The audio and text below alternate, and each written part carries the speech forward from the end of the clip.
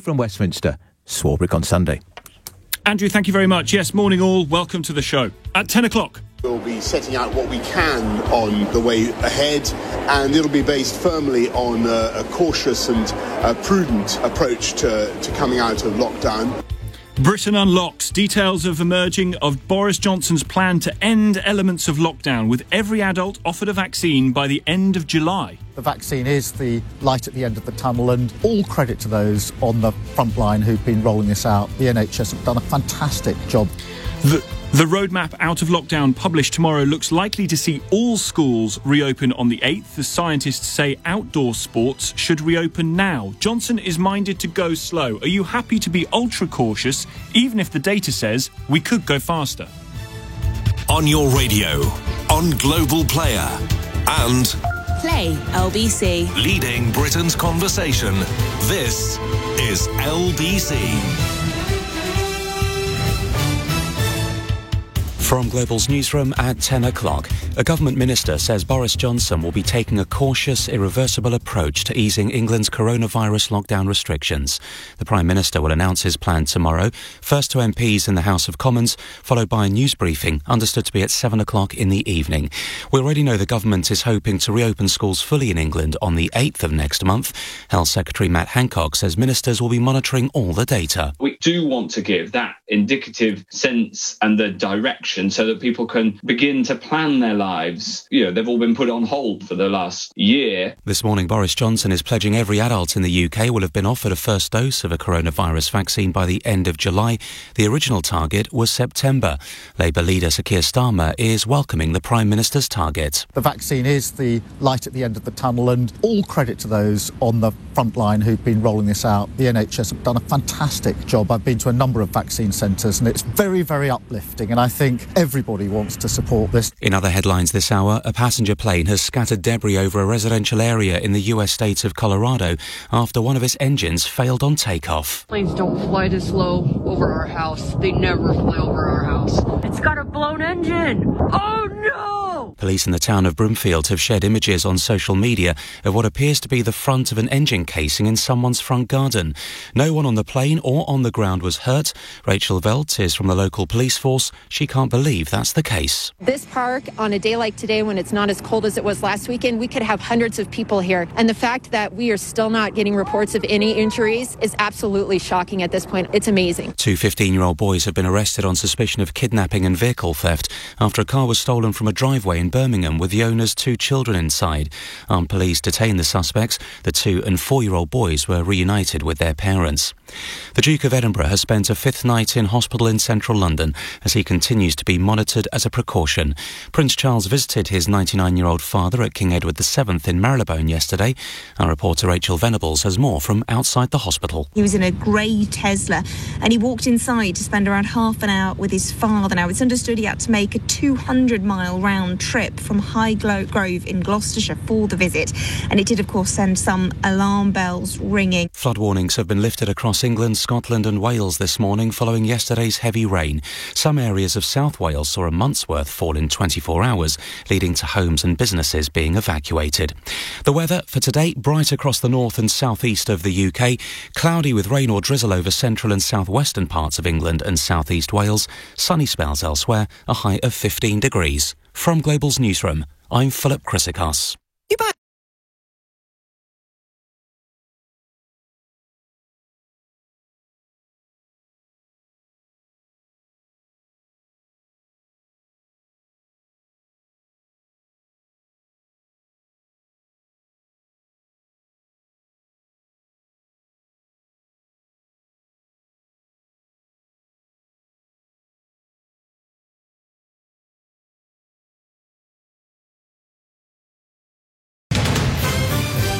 This is LBC from Global, leading Britain's conversation. Swarbrick on Sunday with Tom Swarbrick, live from Westminster.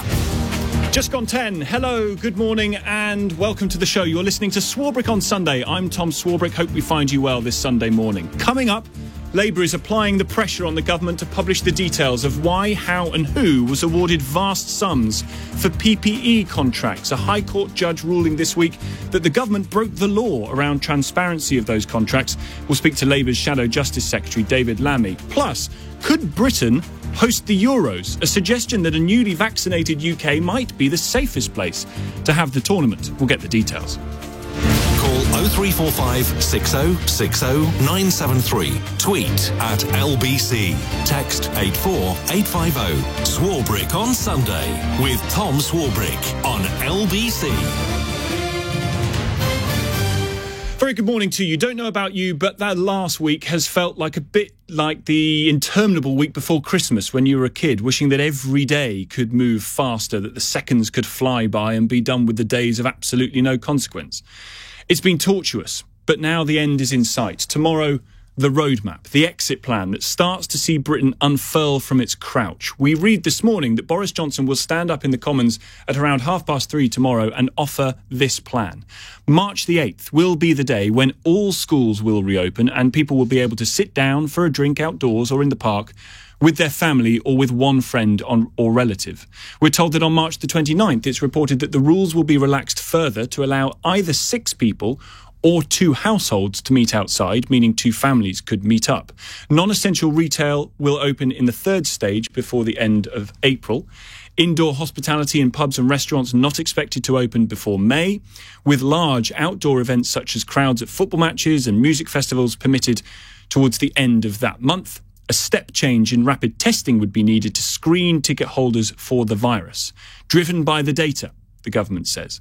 Although some scientists say the data actually allows us to move more quickly. So being driven by the data has to mean you can speed up as well as slow down. Are you happy that even if we could go quicker, we don't? That this has to be the last lockdown? Or is your view that given the most vulnerable are much better protected by the vaccine now, getting people out of lockdown must be the priority given the damage that it causes? 0345 6060 973. If you or your family have received one, possibly lucky enough to have had both doses of the vaccine, do you need to be prevented from seeing them, even outdoors, for another fortnight or more? 0345 6060 973. 6 minutes past 10 is the time. Let's turn to Sir Ian Duncan-Smith, former Conservative Party leader, former Cabinet Minister and MP for Chingford and Woodford Green. Thank you for joining the programme this morning, Sir Ian. Good to speak to you. I wonder if you think that Boris Johnson is being too cautious here. Well, we won't know till tomorrow, to be fair to him. But as I understand it, the plan right now is to be looking to be unlocked towards the end of April. And I would be okay with that, fully unlocked by the end of April. The key targets are really, it's not infection rates anymore, because the Health Secretary's already made that clear. They're not looking at infection rates, although some scientists keep popping their heads up and saying that. The reason, because the vaccine breaks the link between infection rates and hospitalisation and death. The key element is how many people can you have vaccinated, which groups? And the target is by early April to have the top 9 groups. They make up 90+% of deaths and about 80-something% of all hospitalizations. So once you're into that group and you've vaccinated that group, then you clearly are in a position to have the economy open, including hospitality. You might, as I say, be a bit more flexible. So for mid-April towards the end of April, but I think by the end of April we should be in the situation where the economy is back and moving again, phase by phase, starting with children at schools. So once all the over 50s have received at least one jab, that is the point at which there shouldn't be a need for restrictions, in your view? Well, you'll still have some kind of sense of trying to, hold back everything and keep in check a little bit, distancing, all those sort of things will still, I hope, continue to a degree. But the key element here is that the top 9 groups that include people with serious comorbidities and others, so it's not just over 50s, it's a full range of those most at risk. Once you're at the end of that top 9 groups, then what you've done is broken the chain. And that means basically that you've headed off hospitalizations and deaths. to a vast degree, and you can afford to open up. And obviously, you open up cautiously, step by step, but you get the economy open. Hospitality, needs to get going at some point. Otherwise, many pubs, restaurants, etc., will simply not open. But in getting to that stage of having vaccinated all those 9 groups, things are going to change in the meantime. For instance, the suggestion is, and we'll wait to see tomorrow, but the suggestion is that all schools will reopen from March the 8th. You've got SAGE members saying this morning that fully reopening schools like that now would see the R rate go up above 1. Do you think that is an argument to say that schools should open in a staggered way? Well, again, I come back to the fact that the Health Secretary himself said they're not looking at the R rate. So I'm a little bit worried when some scientists come up and reinvent what they're actually looking at. Once you get vaccinating, and, we're through now the top 4 groups. I volunteer at my local vaccination centre once a week, and they're doing everybody down to the top 7 groups now. I mean, that's why Boris Johnson's announced that, by the end of July, we will have vaccinated the whole adult public. So it's accelerating. But our rate does the number of cases not matter at all? I mean, because even if you increase the number of cases whilst having broken some of the links between transmission and hospitalisation, you might lift the R rate at a point at which not enough people have been vaccinated, so more people will end up getting it, more people will get it severely, more people will go into hospital, and some very sadly will die. So there is a judgment call being made here about the level of hospitalisation, serious illness and death. We as a society and the politicians are making a judgment about how much we're willing to tolerate that. Well, of course you are. I mean, every year flu comes. Every year people die from flu. They get infected. Every year all sorts of viruses come back. As Professor Whitty said, and Valence, you're never going to get rid of COVID. COVID is going to be endemic. It's going to come back year after year. The question is, how fleet of foot are we with our vaccines? And we have the best centre in the world for looking at genomics in the UK to make sure, and the vaccine companies are looking at this, to make sure they're fleet enough to be able to alter occasionally if necessary. But the key thing here is vaccines are the key. Let's be very clear about this. The whole purpose of the government's policy, rightly, and they made the right decisions last year, notwithstanding Europe's complaints, the reality is that the government has set its plan around vaccination. So that's my point. We get to but you're comfortable, but you are comfortable with the idea, because people get understandably upset about this. The idea that we could prevent people from dying by not having all children go back to school and the R rate going up and people getting it and going into hospital and dying. We could prevent that by having a staggered, even more cautious approach to opening up. Well, you can make that argument in almost any way you want. There's lots and lots of ways that if you want to say that absolutely nobody will ever catch this again and nobody will ever be in hospital and no one will ever die, you can't say that. But what we are saying, and I think the government is right to say this quite categorically, and all the scientists, the serious ones in SAGE, agree the key to the whole opening up of the economy is in the vaccinations. You take out the at-risk groups, the ones most likely to end up in hospital, most likely to have a severe bout of it, most likely, therefore, possibly to die. Once you've got to those groups, then what you're in the position to do is to ensure that the economy can open. And you bear down in due course on the rest as people develop some immunity. So the point is that that's how you want to open the economy. Do you worry then, as Steve Baker, one of your Conservative colleagues, suggests in the papers today, that some scientists are slightly moving the goalposts on this one? I think we've seen scientists, come out and say that this is their opinion, not the opinion of SAGE, although they're on SAGE, and they say exactly what they think. So, you've got different scientists doing different things. The government plan, though, I think is pretty clear that we rely on the vaccinations. And I think this is the right plan, by the way. And as many of the scientists have said, in truth, there isn't any great record of a massive set of transmissions into the dangerous groups from school children. And you have to balance that again. And this is the other bit we keep forgetting. We keep talking about this virus as though it's the only threat to us. One of the big threats is children not being at school, particularly the poorest children, who are often in very cramped conditions and who are suffering at the moment, both academically and quite often, many kids at home in difficult households, abuse. So we've got to balance this against the wider risks that we are facing, constantly keeping children out of schools. This is a balance. I see one of your predecessors, William Hague, Lord Hague, former Conservative Party leader, saying that in his view, there would be no need for restrictions once over 50s have been vaccinated. You've made your point about that clear. But when it comes to leading parties, and certainly leading opposition parties, I remember when you were brought in as leader of the Conservative Party, it was 2 days after 9/11. This enormous world-changing event happened. And leading the opposition is obviously a very difficult task at the best of times. But when you've got a news agenda that is completely smothered for weeks and weeks and months, as in 9/11, it becomes even tougher. I wonder then to what extent you have some sympathy for Sir Keir Starmer right now. It's very tough leading the opposition because you don't have any of the facilities that a government has. You don't have all the thousands of civil servants running around finding stuff for you. You rely hugely on volunteers and people like that, and you're always slightly behind the game. You have to look for areas you can get angles on. But when there's a crisis, a national crisis, public tends to be less interested in what the opposition is saying because they don't pull any levers of power. What's really interesting is what the government is doing, and that's the normal state of things, and it's very difficult to get a voice in all of that. So, yeah, of course you have some sympathy for those who've taken What advice would you offer him? You just keep plugging away, really.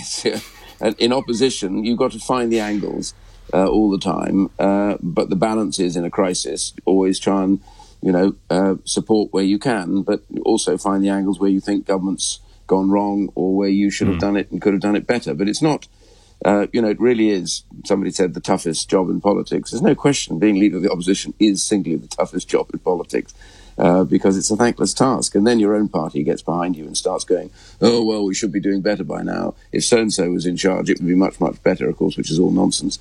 But that's the way that they go. Politicians are very quick in shifting their allegiances.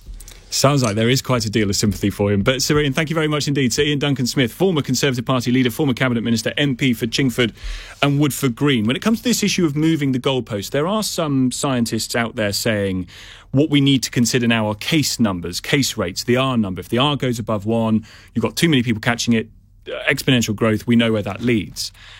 But as Sir Ian was making the point, as we all know, we have an absolutely astonishing vaccine rollout, which, and I note in one of the papers, it's suggesting that some areas will vaccinate all their over 50s by March the 8th.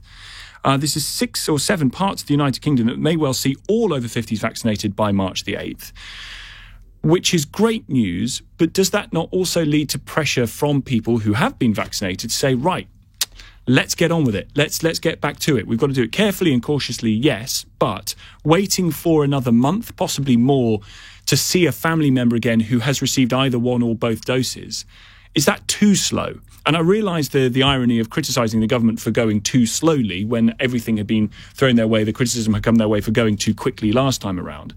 But is there enough priority given to getting people out of lockdown because of the effects that it's having? 0345 6060 973. Even if we could go more quickly, are you happy not to? Are you happy that it's done as slowly as we can manage it in order that we never, ever have to go into a lockdown again? 0345 6060 973, the number. Come to your calls after this. Tom Swarbrick here, 1017. This is LBC.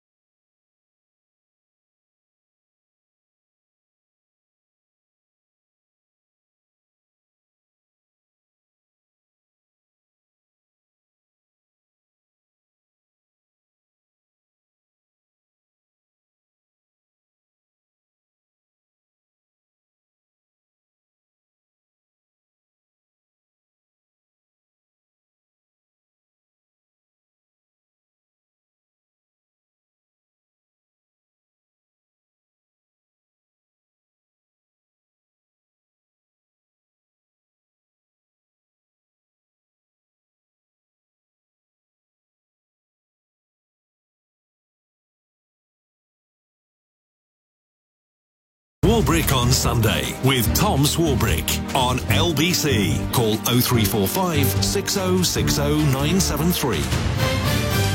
Very good morning to you. 20 past 10 is the time. Tom Swarbrick here on LBC. We are one day away from Roadmap Day. I don't know if that's the official name for it, but tomorrow afternoon at 3:30, Boris Johnson is expected to stand up in the House of Commons and detail how it is the government plans to get us out of this lockdown. We're told that on March the 8th, that will be the day when all schools will reopen, and also that people will be able to sit down for a drink outdoors or in a park with their family or with one friend or relative. These are the little things that we need to hold on to right now. But all schools going back is not an insignificant operation.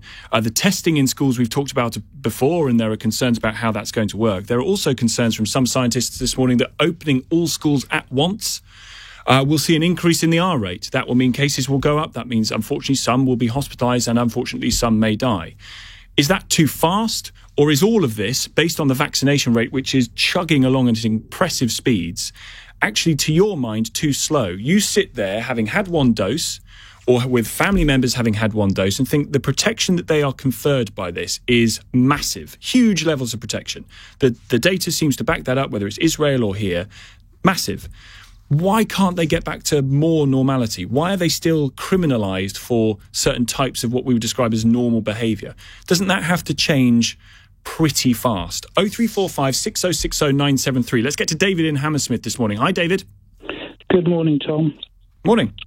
So my thoughts on this are actually that we should stay a bit stricter for a bit longer, because there's some factors, some of which are unique to the UK. For example, people just don't follow the rules unless it's a serious lockdown. But also up north, the rates per 100k are nearly double what London is. And I think that if we look at where we went back, where we had the kids go back after the first lockdown, it was a fraction of where we are. You see, where we are looks good on a graph because we were so damn high before. But if you didn't have that, if you looked at, the rates, you just look at the rate of the whole pandemic, we are not even halfway. But why are we looking at rates? Why are we looking at case numbers when the whole point of... hang on a sec. When the whole point of locking down was to protect the NHS, to stop people going into hospital, and we've been given an incredible shield in that regard by the vaccination programme. And you look at the data that's been reported for the over 80s... takes 3 weeks to start taking effect, and we're talking about the first jab. So we haven't given the first group, the most vulnerable, their second jab. And also this complacency that will come in when we've got the vaccine. Oh, everything's okay now because I've had the jab. It isn't. And there's one thing that will love it, not the recovery group, as they dare to call themselves, because they're actually working completely against recovery. But actually the virus will love it, because if you look at a multiplier, if you just double up, if you look at R2, it takes about 17 levels to reach the whole population. We're not at R2, but the point is, it's just to demonstrate that if you start from 10 cases a day, 10 KF cases per day, then we're gonna launch off, and we're gonna need another lockdown. So don't complain if you go back early that we have another lockdown and more people die. David, we'll leave it there. But I think that, as Ian Duncan Smith was saying, there is a trade-off here. There is a big question, a moral question for society that is going to have to be decided upon by our politicians about how much hospitalisation and death we are willing to tolerate in order to get more freedoms back. David, thank you. 0345 6060 973 is the number. 1024, let's put that to Professor Andrew Hayward, Director of the University College London Institute of Epidemiology and Healthcare, a member of SAGE and NerveTag, and is speaking to us this morning in a personal capacity. Thank you for coming on the programme, Professor Hayward. Just picking up from my caller there, on the balance of risks here, what's your sense of the balance of risk when it comes to opening all schools on March the 8th? I think opening all schools completely on March the 8th is reckless in the current circumstances, in terms of we still have quite a long way to go before we've vaccinated, even in the first phase of the vaccination, down to the age of 50 and all those with chronic illnesses. So there are still very many people out there who are vulnerable to getting severe disease. Also, even in the older age groups, although the overall uptake is very high, there are areas of the country where perhaps over only 60% of over 70s are vaccinated as yet. So there's still work to do. So I think it's important to get schools back, but we need to do it carefully. Yes. What would then be your guide for when all schools should reopen? What would you be looking at in order to help you arrive at that decision? I think I'd be looking at a phased approach to it. And in particular, I think I'd start with primary schools rather than secondary schools, because the evidence seems to show that they have less impact on community transmission. I think I'd be starting with, obviously there's a lack of clarity about exams, but those students who have exams coming up are particularly important. And I'd be thinking about how one can potentially, for example, use rotas and testing to minimise the risk. But you talk there about the number of people that are still out there who are at risk of severe disease if we were to open up schools too quickly and the R rate go up and people catch it. When are you satisfied that risk of severe disease in so many people has been reduced? At what stage? Well, I think I'd certainly be much happier once we've got through our priority vaccination groups, phase 1, as I was saying, which the current plan for that is sometime towards the end of April, that all of those people would have had the first dose. So I'm not saying that schools can't open at all, but I'm just saying just to open them completely and go back to normal will lead to a lot of transmission amongst school children, which will spread up the age groups. And of course, even though 16 million people have received one dose, and I realise that's not all the protection that they can get, and it takes a few weeks. Even though 16 million people have received one dose, you would still be so cautious as to not have all schools go back, all pupils in school, until possibly the end of April. Well, I think it's a trade-off, as you identified, between essentially how many hospitalisations and deaths that you're prepared to accept, and also a trade-off between whether you really want these to be irreversible changes or not. So I think the faster you unlock, the more likelihood is that you'll need to reverse. And certainly some of the models that I've seen are suggesting that there's still a substantial chance of hospitals becoming overwhelmed in some areas if we go too quickly. And that's the data that data that you and Sage and NervTech have seen, that there remains a significant risk to the NHS of opening up too quickly now.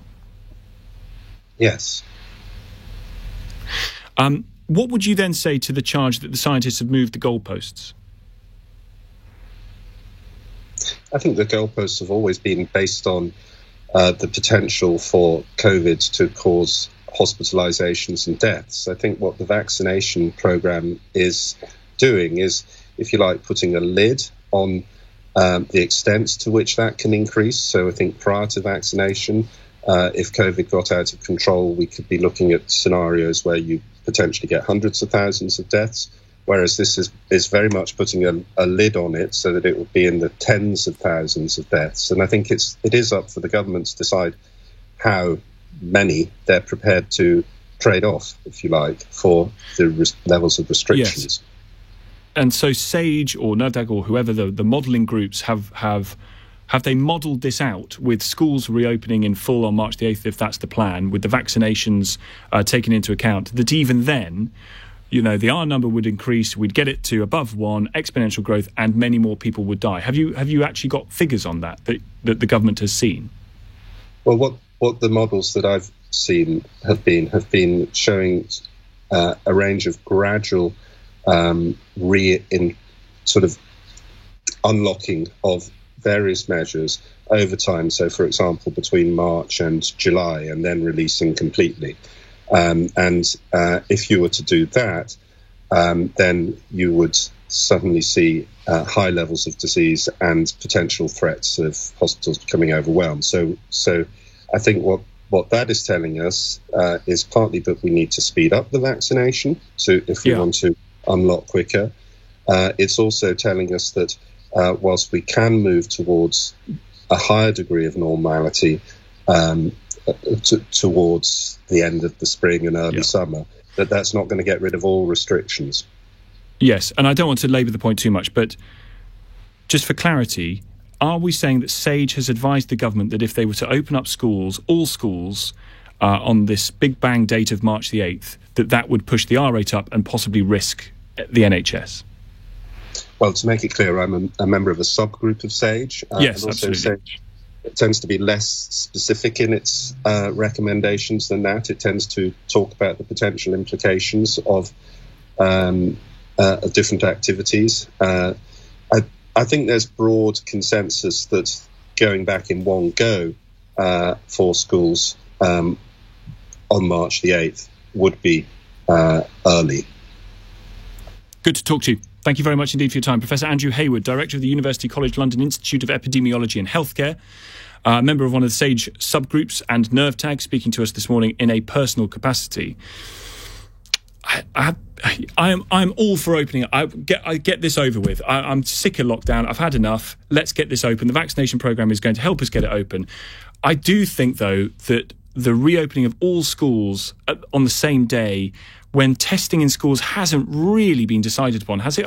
We haven't heard hide nor hair from the Education Secretary about testing in schools at the moment. There's confusion about whether the teachers do it, whether the parents do it. Does feel a little early to open up all schools, doesn't it? It feels like a very difficult thing to manage successfully when even last time we opened up in staged ways to get kids back to school. 0345 6060 973. We'll put that to Professor Sir David King in a few moments, the chair of Independent SAGE. You're listening to Swarbrick on Sunday on LBC, 10:31. News headlines now. Philip Chrysakos. Former Conservative Party leader Sir Ian Duncan-Smith has told Swarbrick on Sunday on LBC coronavirus lockdown rules for England should be completely relaxed by the end of April. Tomorrow afternoon, the Prime Minister Boris Johnson will announce his plan to MPs in the Commons first, ahead of a media briefing at 7 o'clock that evening. Police in the United States say it's amazing no one has been injured after parts of a passenger plane fell to the ground in the city of Denver. It's understood it suffered an engine failure shortly after takeoff, but managed to make an emergency landing. Senior figures in the Church of England want it to use its own land to build affordable homes, with a report describing the housing crisis as a national scandal. The Coming Home paper believes around 8 million people live in unaffordable or unsuitable properties. The weather, bright across the north and southeast of the UK, cloudy with rain or drizzle over central and southwestern parts of England and southeast Wales, sunny spells elsewhere, a high of 15 degrees. LBC.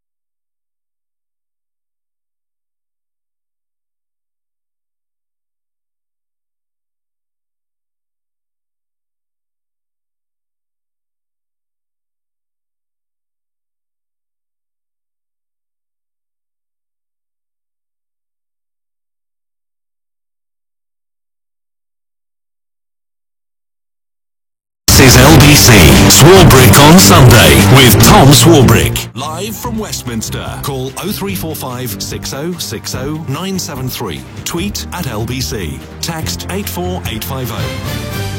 10:36 is the time to mark your card. After the news at 11, we'll be talking about the PPE contracts, the High Court ruling that the government acted illegally in aspects of transparency regarding those contracts. There's stories in the papers about it today as well. We were hoping to speak to the Health Secretary, Matt Hancock, about some of this and, of course, the roadmap too.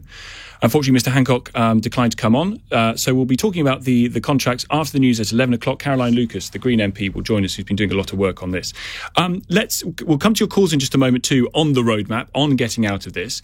But of course, as you will know, Prince Philip remains in hospital, and images across the papers today of his son, Prince Charles, coming out of the hospital, having visited him with what looks like reportedly tears in his eyes. Let's get to Rachel Venables, LBC's correspondent outside King Edward VII Hospital. Rachel, morning.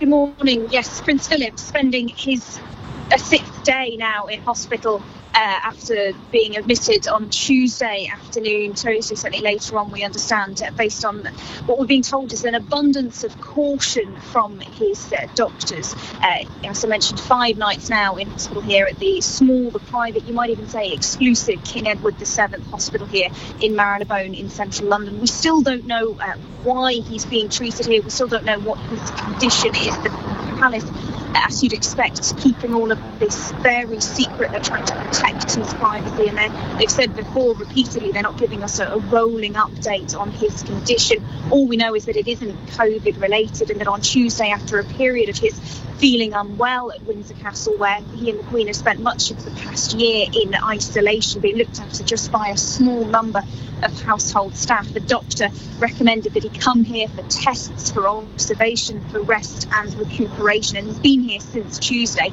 Now, the Queen in all that time has stayed behind at Windsor Castle. She has continued to work from home, carrying out her royal duties, but yesterday Prince Charles, as you mentioned, really set the alarm bells ringing when he, unannounced, turned up here at the hospital. He was driven in. There's a little alleyway just behind the hospital round the corner here, and he was driven in his grey Tesla. He was pictured getting out of the car, suit on, mask on. He went inside, and he was in here for around half an hour, spending time with his father. And as you mentioned already, once he got back in the car to be driven home, the roughly 100 miles or so home to Highgrove in Gloucestershire, it was clear he was pretty moved. He looked fairly upset in those photos, and his visit sparked concerns for a couple of reasons. One, the Duke is famously a man who doesn't like a fuss, and when he stayed at this hospital in the past for 4 nights previously, 2 Christmases ago, he didn't have any visitors at all, so that was one thing which has set royal watchers a little bit concerned.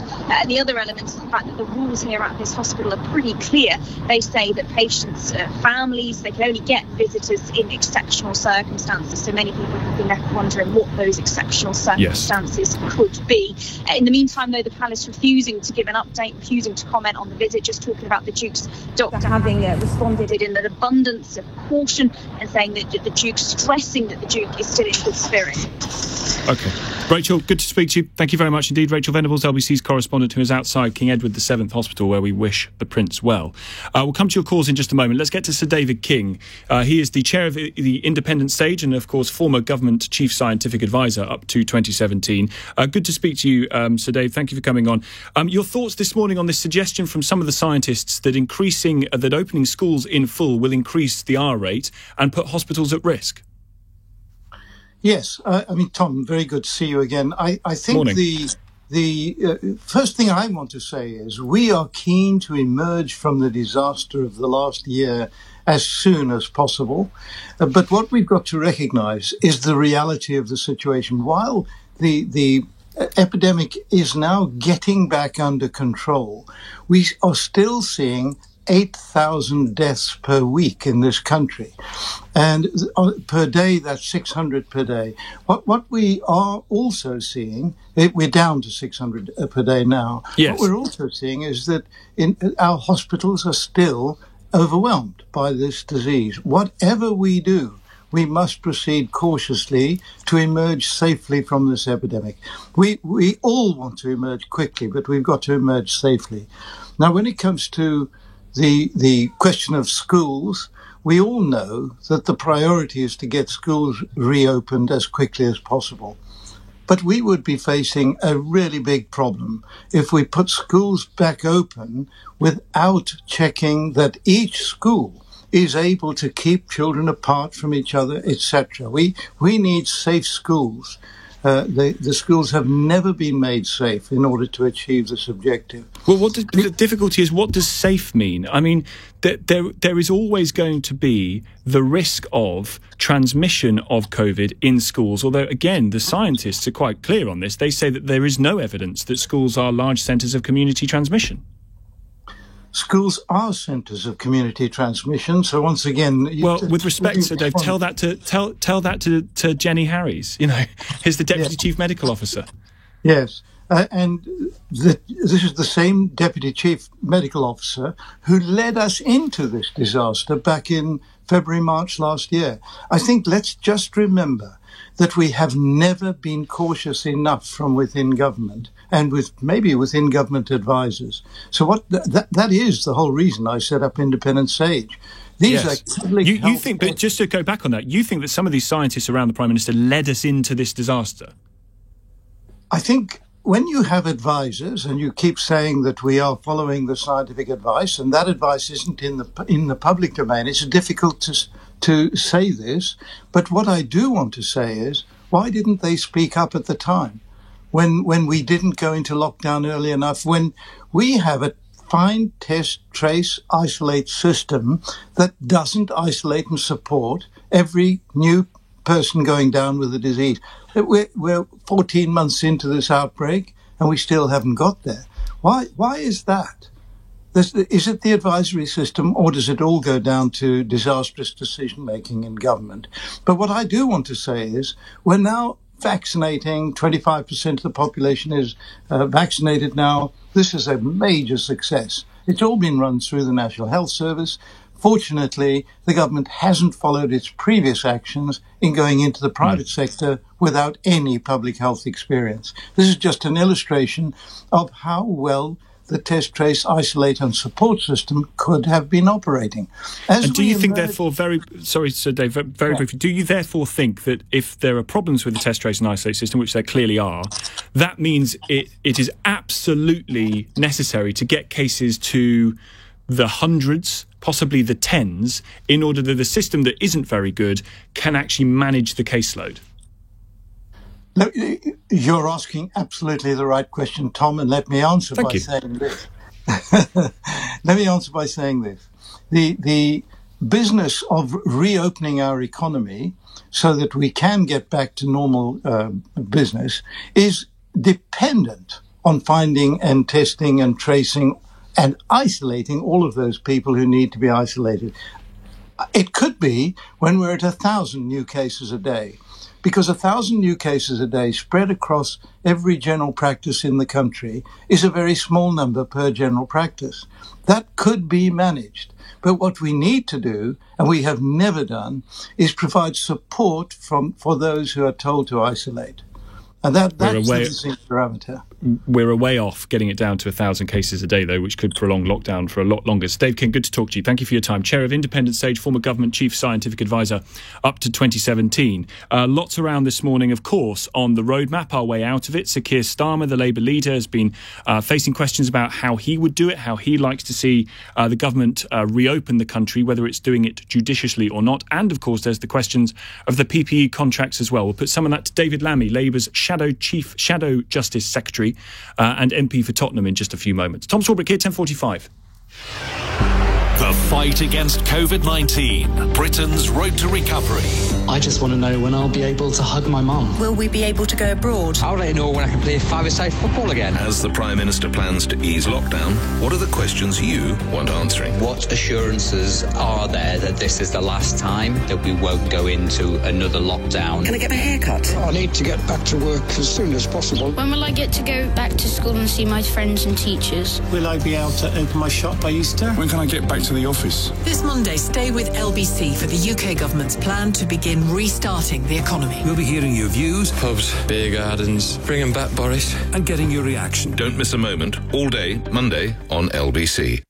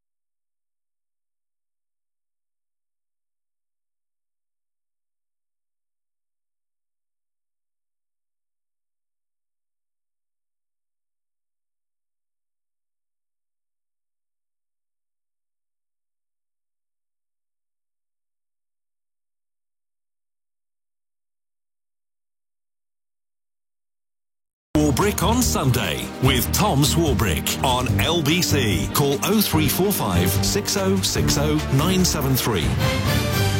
Sarah in Islington, I promise I'll get to you, but we're heading to another part of London now. David Lammy joins us, Labour's Shadow Justice Secretary, MP for Tottenham, and, of course, LBC presenter, Saturdays 4 till 7 p.m. Good to see you there, David. Thank you for joining the programme this morning. Let's talk about the reopening of schools. Does Labour agree that all schools should go back on March the 8th? Look, we want to see kids in school on March the 8th. It's desperate, the situation that families have found themselves in. We need our young people back at school. But the question is, how safe are our schools, and what are the government doing to make that situation possible? They should have been asking teachers to come forward and take the vaccine over half term. It's extraordinary that they didn't take that opportunity, particularly as they've announced that they've been able to speed up the vaccination programme this morning. That's a JCVI decision, though, isn't it? Not a ministerial decision. They haven't been able to do that either. And of course, we're going to need mass testing. So it's the circumstances that enables children to go back that we'll be looking to see tomorrow. We all want to see children in school, of course. The question about whether it is all of them or some of them. Would you support, then, teaching unions saying it's not safe enough for our members, we don't want teachers to go back in?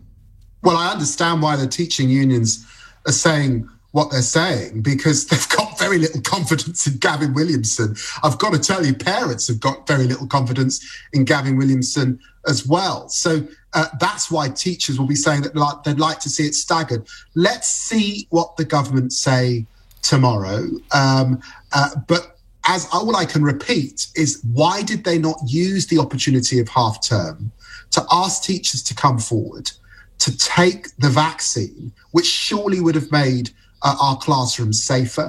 Why have they not brought forward Nightingale courts? And what are they doing about mass testing across our schools, which has been the persistently difficult issue prior to locking down at Christmas? Let me ask you about a story in one of the papers this morning. I see, David, amazingly for yourself, given your previous positions on this, apparently you in the Shadow Cabinet, you're banned from talking about Brexit. Is that true?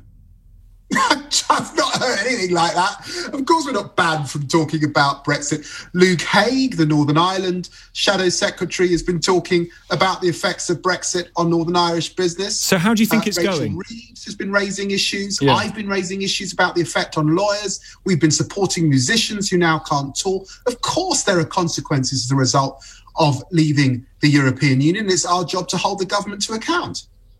So how do you think it's going then? Do you think people were, given the way in which the government have managed this, do you think people were right to vote to leave? I thought we had a very thin deal, and it was not the deal that a Labour government would have delivered. And now we must deal with its consequences. It will have an effect on the British economy. Keir set out this week a vision for the British economy. Of course, we will hold this government to account for the consequences of decisions they have made on exiting the European Union. One of the decisions the government has made and been criticised for this week is over, of course, the PPE contracts. Matt Hancock, or the government, have found to have acted illegally in not following up transparency rules. Do you remember the time when ministers who were found to break the law would resign? I do. Look, it's really, really worrying that we've got a government that is so keen to act unlawfully. You know, not publishing those contracts in good time, proroguing Parliament when they should never have done that, the Markets Bill that wanted to breach the Good Friday Agreement, challenging on judicial review, reforming human rights. Why is the government so frivolous about the rule of law? It's deeply, deeply worrying. And of course the public are concerned about the cronyism. Of course they're concerned about contracts that appear to go to your pub landlord or those who fund the Conservative Party. This is cronyism, and we would call it corruption if we were dealing with a banana republic. Why then is Sir Keir Starmer not calling on the Health Secretary to resign? Because we're in the middle of a pandemic. We're in the middle of a pandemic. So it's corruption and it's horrendous, but we can allow it. I'm afraid you're not. You're allowing it. You're accepting it. This is not the circumstances in which to start changing your health secretary, who is probably, next to the Prime Minister, the most important job in our country at this particular Well, which do you moment. value more? Which do you value more, the rule of law or Matt Hancock's job? He should come to Parliament tomorrow, explain what he's doing. He should end this procurement scheme that has no accountability and little transparency. And he should go back to the proper way to tender for business. As the Shadow Justice Secretary, do you feel, though, that you are upholding the rule of law in saying that now is not the time, despite what you have described as corruption? Well, the circumstances under which Shadow Secretaries serve is a matter of convention, not a matter of law. So it's a matter for individual governments. It's not a matter of law. And in these circumstances, I do think we've got to put the pandemic first, and we've got to get on with dealing with this pandemic and get past this pandemic. Very good to speak to you. David Lammy, Labour's Shadow Justice Secretary, MP for Tottenham. And, of course, you can hear him here, LBC, Saturdays, 4 till 7 p.m. I can tell you it is never a boring programme. Sarah's in Islington. Hi there, Sarah. Hi there. When we're looking at opening up on Monday and the announcement is made, what I'd like to see is the ability to meet friends and family in an outdoor space, for example, a garden. Yes. And there are plenty of us who are not entitled to any of the support bubbles that have been created by Boris Johnson. And I'm one of those people. I have children with me who are over the age of 18, so can't have anyone at all in the support bubble. And what happens then is, you can't sit in the garden, you arrange to go for a walk, it's raining, and it's very lonely not being able to have someone of your own generation. Well, as I understand it, Sarah, as I understand it, the suggestion is looking like, and again, we'll find out tomorrow, but on March the 8th, people will be able to sit down for a drink outdoors or in a park with their family or with one friend or relative. Yeah. I think it needs to happen. Does that satisfy you? No, it needs to happen sooner. Sooner than March the 8th? Sooner than March the 8th. It's still a way away. People who are going to break the rules and take risks in this pandemic are breaking the rules and taking risks in this pandemic anyway. People who aren't going to break the rules are stuffed and only allowed to go for a walk in the park. It's England. It's spring, winter. It might be cold, might be raining. So the ability to meet people is curtailed by that.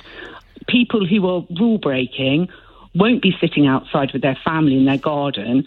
They'll be inviting their family into their house so their neighbours don't see them in their garden. And when the rules are put together, there needs to be some consideration of the law of unintended consequences. So if you make it against the law to meet outside in your garden, rule breakers are going to invite people into their homes where they think it's more hidden. I understand that. I think but I think the horrible thing is I think we're at the stage where it's so hard to know what to do with the people who are just willing to flout the rules all the time anyway. We've been through this long enough to realise the significance of it and the danger of it, and yet, as you say, there are still people who are willing to flout them. Sarah, listen, I realise it might not come soon enough, but it is coming. Hang on in there. Trevor's in Thatcham. Hi, Trevor. Hello. Hi. Thanks for having me. What's going to happen with PPE and social distancing after this? Are we going to continue doing that? I think that there's going to be social distancing and mask wearing that will be treated as guidance rather than law for some time to come. What about, because in the secondary schools, personally, I think they should make them wear them all areas in the secondary schools, because when it's a well-known thing that when kids go back, germs accumulate and everything right after Christmas. And yes, the children don't get it, but they do pass it to their parents. And the other thing that I'm bothered about, people seem to think that this vaccine is going to be this silver bullet that's going to stop it. It ain't. It's going to stop you dying, obviously, and a few other bits and pieces. But what about people who get it and then get long COVID? Well, listen, Trevor, it's horrific. Long COVID, absolutely awful. I don't want long COVID. I don't want you to have long COVID. I don't want anyone to have long COVID. But we don't lock down countries because on the basis of people who unfortunately get very ill. We do it only in order to protect the NHS, and it's the right thing to have done. But once that risk is removed, we've got to crack on again. Listen, Trevor, thank you. We'll talk about the PPE contracts and the law breaking after the news at 11. On your radio, on Global Player, and Play LBC. Leading Britain's conversation. This is LBC. From Global's newsroom at 11 o'clock, Boris Johnson is finalising his so-called roadmap for easing coronavirus lockdown restrictions in England. The Prime Minister will set out the plan to MPs in the Commons tomorrow afternoon, ahead of an evening news briefing from Downing Street at 7 o'clock. Former Conservative Party leader Sir Ian Duncan-Smith, who is also the current MP for Chingford and Wood Green, has told Swarbrick on Sunday on LBC this must be England's last lockdown. Every year people die from flu, they get infected. Every year, all sorts of viruses come back. As Professor Whitty said, and Valence, you're never going to get rid of COVID. COVID is going to be endemic. It's going to come back year after year. If you want to say that absolutely nobody will ever catch this again and nobody will ever be in hospital and no one will ever die, you can't say that. We already know the government is hoping to reopen schools in England from the 8th of next month, while it's understood the rules on outdoor mixing could then follow. Andrew Hayward is a professor of infectious disease epidemiology at University College London. He's also a member of the government's advisory group NerveTag.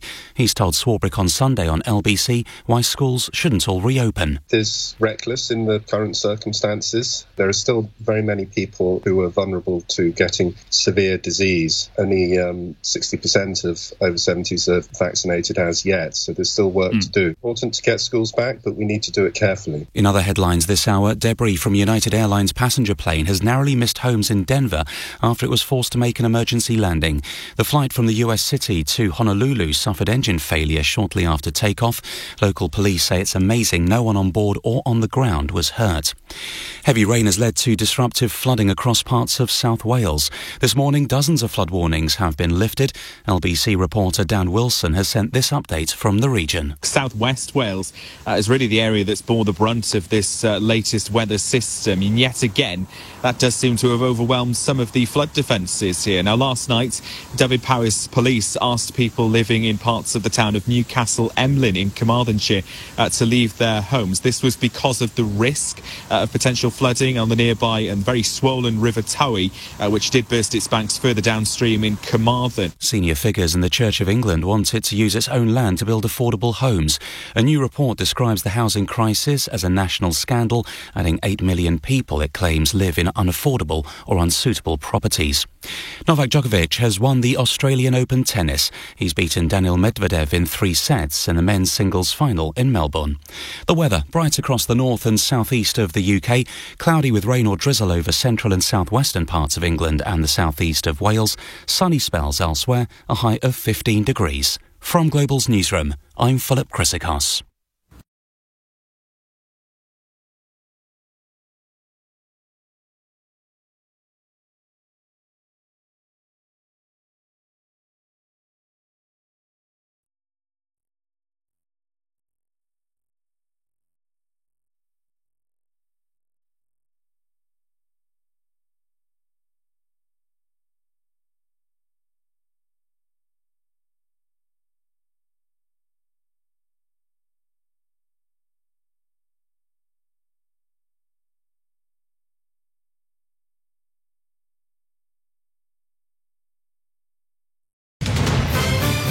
This is LBC from Global, leading Britain's conversation. Swarbrick on Sunday with Tom Swarbrick on LBC.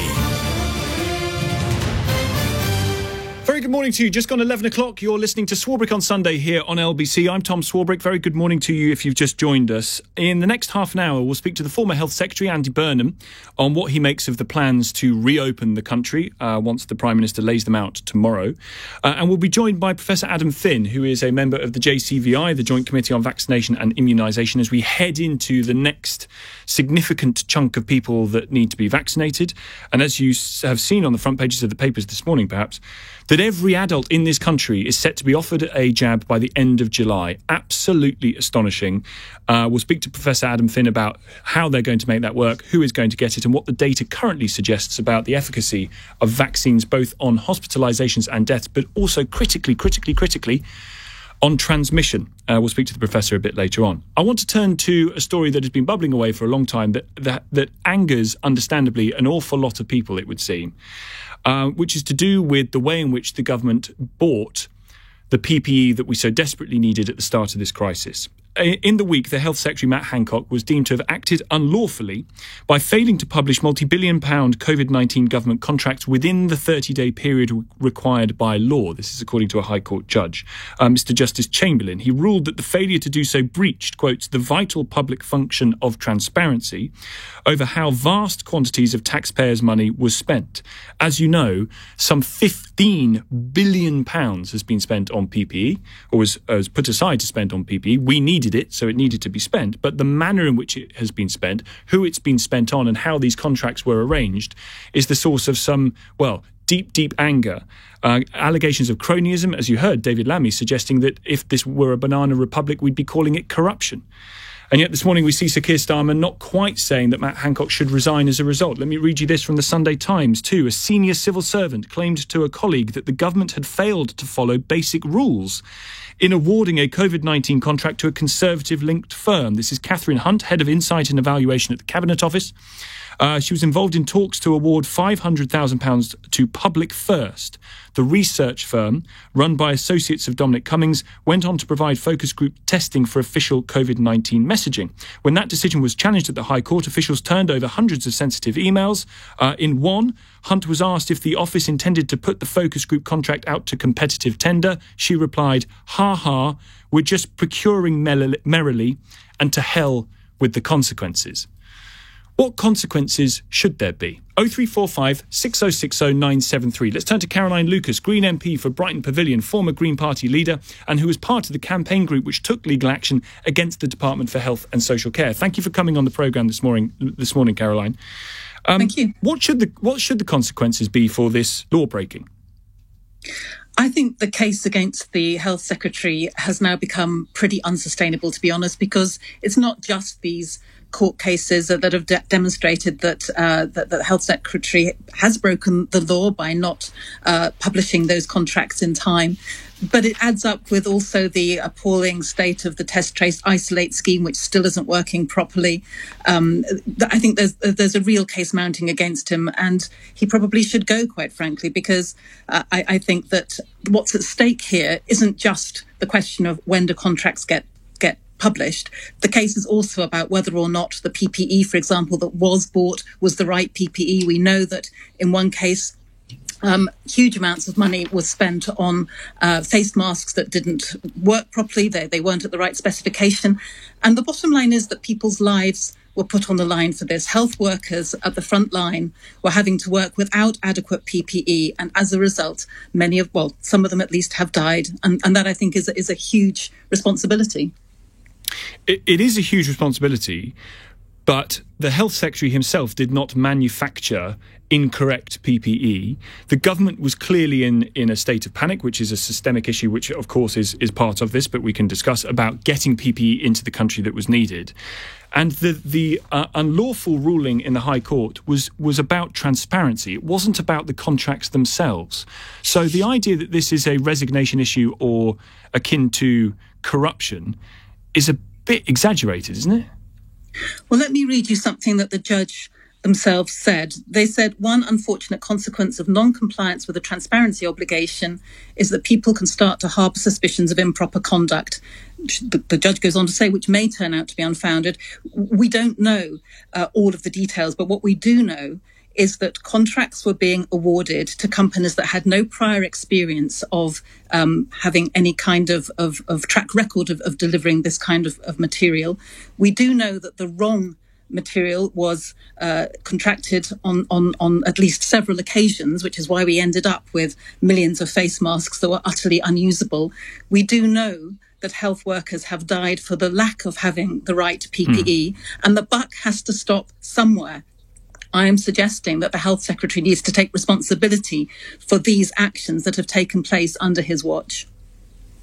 And if it is proven, I mean, the judge raises questions. He doesn't necessarily raise facts in saying that the lack of transparency might lead some people to think that there was cronyism here or corruption here. How are you endeavouring to find that out, to prove that? Well, that is a very good question. And what we need to do now is to make sure that the Health Secretary comes to the Commons on Monday and makes a very firm statement that he will now put all of these contracts in the public domain so we can track back to see which contracts actually were with companies that didn't provide the right PPE, either the right PPE at the right time or the ones with the right specification. I think part of the problem is here, and this has been one of the problems that led to us having to take the case in the first place, is that all of this is still shrouded in so much secrecy. How can MPs properly hold the government to account when key parts of the equation, if you like, are not in the public domain? There is a good reason why things like contracts need to be put into the public domain. And as the judge said, that doesn't go away when we're in the middle of a pandemic. And indeed, this wasn't just at the start of the pandemic. This pattern of behaviour has gone on throughout the pandemic. So we need to know what contracts were awarded, where they went to, and with what effect in terms of whether or not the right PPE, for example, was actually purchased. Just very finally, I see that Sir Keir Starmer has said this morning that he doesn't think he's going... Well, he said that he's not going to call on Matt Hancock to resign. He doesn't think that is what the public wants to see. Do you agree? As I said earlier, I think the case against the Health Secretary now has mounted to such a degree that his continued position, I think, is now in question. Are you disappointed in Sir Keir Starmer then? It's not for me to be disappointed in him. I can disagree with him, and on this one I think I do. Good to speak to you. Caroline Lucas, Green MP for Brighton Pavilion, former Green Party leader, part of that campaign group taking the legal action against the Department for Health and Social Care. I'll read you what they have had to say about it in just a moment. As you may have heard, we have asked the Health Secretary to come on the programme this morning to answer some of these questions. He has politely declined. Let's turn to Joshua Rosenberg, legal commentator. Thank you for joining us, Joshua. Give us the quick and dirty on this then. Has it been exaggerated, this breach of the law? I think some people have slightly misunderstood the judgment, the differences between illegal, which we usually use to mean a criminal offence. That's not the case here. What's happened here is unlawful, which obviously means against the law. But it's worth looking closely at the judgment to see what the judge has said, and we can talk about that if you like. Yes, and so, that difference is important in terms of the consequences that could follow here, isn't it?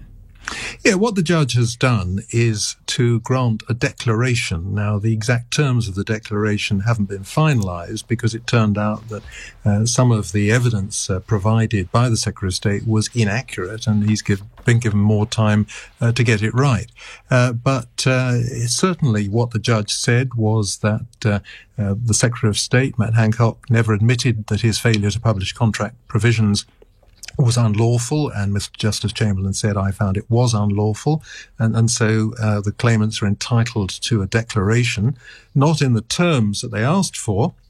They said the Secretary of State has systematically failed to comply with his obligations under the transparency policy. The judge said that wasn't correct, and the word systematically would have to come out. But nevertheless, he is prepared to grant the declaration that the claimants sought. And the key question then is why did the government not follow the law on the transparency guidelines? Is there a suggestion that had they followed the law on publishing all of this, that it would have delayed the government's ability to respond to the pandemic and getting these contracts out the door to get the PPE into the country? I'm sure that mitigates the position. I'm sure that helps understand the position. I'm not sure that it's an excuse in law. If there is a policy, then ministers have to comply with it. If they can't comply with it, well, they have the power to change the policy, or at least to announce that they're not going to comply with the policy. So that might help, but it doesn't excuse. Very good to speak to you. Joshua Rosenberg, you are a legal commentator helping us out with this judgment in the week, and of course the stories that continue around it. This weekend, the emails that emerged between senior civil servants at the time that these contracts were being awarded. What do you make of this then? You have, on the one hand, you've just heard from David Lammy, the Labour Shadow Justice Secretary, suggesting that if this were in a banana republic, we would call it corruption. Sir Keir Starmer saying that he doesn't think the public wants to see him call for the resignation of the Health Secretary during a pandemic. And the Department for Health and Social Care are saying that the contracts were awarded at speed, that 8 billion items were delivered to frontline workers for their protection. Quote, we fully recognise the importance of transparency in the award of public contracts and continue to publish information about contracts awarded as soon as possible. Is this a resignation issue, or is this a bit of a storm in a teacup? That having not quite followed the transparency laws to the letter, which has concluded in an unlawful judgment at the High Court, That is explainable in the public's mind as opposed to legally. That is explainable because there were so many going out the door to bring in so much PPE to try and keep people safe during a time of great crisis. 0345 6060 973 84850 to text. You can tweet at LBC. Your call's in just a moment. Tom Swarbrick here, 11:15. This is LBC. What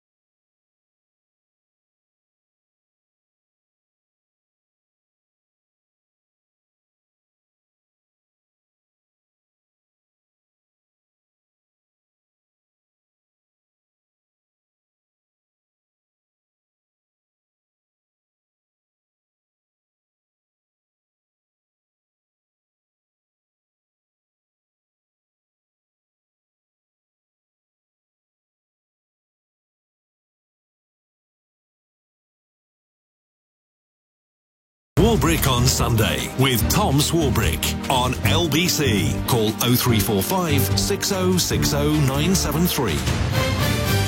These PPE contracts that were awarded 15 billion quid's worth of them at the start of the pandemic to try and bring in the necessary PPE are now coming back to bite.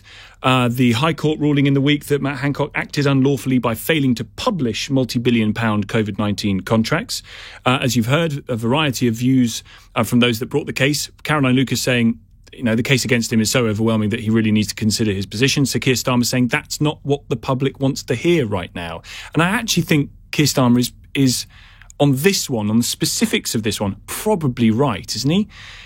Isn't it right that the Health Secretary keeps his job in the middle of a pandemic, even if there are questions to answer about the unlawful way in which the government was meant to follow its own transparency guidelines? There is no suggestion yet that the contracts were awarded in a corrupt fashion, although the case is being built for that. And if you look at some of the companies that the money went to, it is extraordinary. And having looked into some of this for a little while now, there are a couple of incidents of what are relatively small amounts of money in the grand scheme of it. A couple of million quid, for example. It's huge amounts, obviously, but a couple of million quid going to companies that previously sold things like herbal tea, for which there is no contact address, there is no online presence, and seems to be, having done my research on it, run out of a residential address in South London. It feels dodgy. But at the time, given where the country was in its need for PPE, you can see why it may have been that mistakes were made in procuring it. 0345 6060 973 is the number, 84850 to text. You can tweet at LBC. Come to your calls on that in just a moment. I'm joined by the former Health Secretary, Andy Burnham, who is now, of course, the Mayor of Greater Manchester and was under Gordon Brown, the Secretary of State for Health. Thank you for coming on the programme this week, Mr Burnham. Lots and lots to discuss. Let me just ask you about this issue, given your former job with the Health Secretary and his job, and the unlawful ruling given at the High Court. What do you make of it? It's a serious matter, and I think we need to reserve judgment until we know the full picture. Because, as you said before, there is more yet to be made public, particularly a so-called VIP lane, where members of Parliament, the House of Lords, were putting forward contacts to provide PPE, and I think that needs to see the light of day. So I would say, reserve judgment, Tom, until we know the full picture. As you said, there may be a justification in a pandemic for acting very quickly, but there's no justification for giving contracts to friends and acquaintances without due process. So I think reserve judgment would be what I would say. I can understand why Keir Starmer has said what he said, and that may be right for now, but there is much more to come out here. And actually, one of the biggest things I would lay at the government's door is failing, I should say, to respond to a training exercise that was done, a pre-pandemic training exercise, which identified the need for more PPE. I think that is where possibly the Cameron government and those who served in it were culpable. That was Exercise Cygnus, I think, that you were talking about, which was an exercise undertaken to respond to a pandemic, the conclusions of which was much more needed to be done to be ready for it. When it comes to opening up, I wonder what you make of the speed with which the government intends, it seems, to do it. All schools back on March the 8th? Do you think that would be appropriate? I don't know. It feels like a big step to take all in one go. What I would say is that schools and young people more generally, Tom, need to be prioritised in the lockdown. And so I would say yes to schools returning, although I would probably myself go with the sort of priority year groups at first and then bring schools back more gradually. What I would also call for, though, is for grassroots sport to start again when schools reopen, because I think young people, kids, are really suffering in this particular lockdown, and we need to prioritise them, even if that means we have to live under restrictions for much longer. So if the pub gardens need to remain shut because the kids' football is starting up again, you think that's a reasonable trade-off? 100%. Absolutely, I do. I think there's a lot of reports that I'm hearing that young people who play a lot of sport, who get a lot from it, are really struggling right now. And absolutely, children's health, and particularly their mental health and well-being, comes before going to the pub. Let me ask you this. The number of British households plunged into destitution more than doubled last year, according to this new research that has come from a major review of the support provided to the poorest during the crisis. Rishi Sunak, the Chancellor, we read, is expected to extend state support for businesses and low-paid as part of his budget next month. To what extent do you think the COVID impact, the COVID crisis, has made people poorer for much, much longer, and what can be done to bring them out of it? Well, it's certainly a shocking report, Tom. I think it's a dispatches programme tomorrow night that will give us all of the details. But to hear that in the northwest of England, destitution, it's not just poverty, destitution has increased, I think, fivefold. Well, that should be the biggest news story of the day, to be honest. And it was when I kind of stood up to the government last year, people may remember this. I mean, I had a strong sense that this was what was happening, that there were some people who were being really punished beyond belief, really, by this pandemic. And this bears it out. And I think this is, you mentioned then that there's talk of extending furlough or the support for people on universal credit. But the key point here, I think, Tom, is this points to the people excluded from public support. That's why we're seeing destitution. So some people, 3 million, have been left with nothing. And the government cannot carry on ignoring them. They must bring those people in from the cold at the March budget, because I would say destitution is because they have been left with absolutely nothing, and that explains these figures. Very good to talk to you. Thank you very much indeed for your time. Andy Burnham, the Mayor of Greater Manchester, former Secretary of State for Health, 2009 to 2010 under Gordon Brown. Let's come to your calls. 11:25. Chris is in Richmond upon Thames. Chris. Hello, sir. I think two things. Firstly, in the private sector, if you were paying £21 to an intermediary, you'd probably have a serious fraud office looking at you. And I think the issue I have is that the private sector and the government are being treated in two different ways. You have to do something called due diligence, and the government is clearly not bothered to do that. And yet they're going to get away with it. When you say they're going to get away with it, is that because people are just unwilling to be robust about it? I mean, it's all very well that Labour Party saying it's akin to corruption, but we don't think he should lose his job yet. Well, I mean, I don't understand Keir Starmer's position, frankly. At the end of the day, you are spending billions of pounds of taxpayers' money on... You should mention one example. There's other ones like Chocolatiers. There's a lot of people who've been running companies who have been donating money to the Conservative Party who have been awarded contracts. That is potentially corrupt, isn't it? But the key word there is potentially. We don't know. So absolutely, it needs to be looked into because you need to check that the proper processes have been followed. Although I wonder, Chris, to what extent you think others, people listening to the programme, people who who vote, are going to think actually the circumstances present mitigation on not following process. That because of the crisis we were in, just getting it out, getting the PPE in by any means possible, even if rules were broken, that had to be done. But in some cases, it wasn't PPE, or it was PPE that wasn't fit for purpose, or they didn't even deliver the PPE they were supposed to deliver, and yet we've handed them over tens of millions of pounds. That is unacceptable, whether in UK or in Addis Ababa. But who's that on, though? Because you're right, if tens of millions of pounds are handed over to a company that doesn't supply the PPE that it's been contracted to, is that the government's fault? Ultimately, the government is responsible for delivering the National Health Service in this country. And frankly, when I hear Conservatives... But they're not responsible for a particular private company standing up to its part of the contract. Well, the reality is that comes back to my point at the beginning of this call, which is around due diligence, checking what these companies do. You mentioned plenty of examples of companies that aren't experts in PPE. Companies that were registered around the time that this was going on, clearly because they wanted to base all bit of the action. That's unacceptable, to be honest. And then when I hear, Conservatives in London at the moment talking about the de-election, how the House of D can't waste money, well, frankly, they should be very quiet at the moment. They haven't got a good story to tell, and this is billions and billions of pounds of money that have been spent. It needs to be accounted for properly, and we need a proper public inquiry as to where that money's gone, where favours done as a result of it. OK, Chris, thank you. 0345 6060 973. Here's Dave in Liverpool. Hi, Dave. Good morning, Tom. I think there should be some post-COVID proper examination of every single contract that this government gave out to people. Because at the end of the day, this is hundreds of millions of pounds that has been wasted in buying equipment that isn't any good to the health service. And that money could have been spent helping other parts of the health service. And this matter only came to light because of the Good Law Project asking for a judicial review of what had been going on.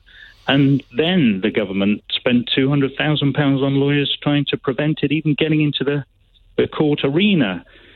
So, I mean, all they had to do was put their hands up and say, look, we've made a mistake. Some of these contracts weren't any good. We accept our failings, but they've hidden behind a lawful process in the hope that they wouldn't be exposed as to what they've done. So the issue is, Dave, for you, it's the waste of money and it's the lack of transparency about some of this. Those seem to be the two big issues for you, because I think there are lots of issues being conflated here. Cronyism, the ineffective way in which the PPE operated once it had been bought, and actually that element of it, the PPE being wrong or not being built properly or not being sent at all.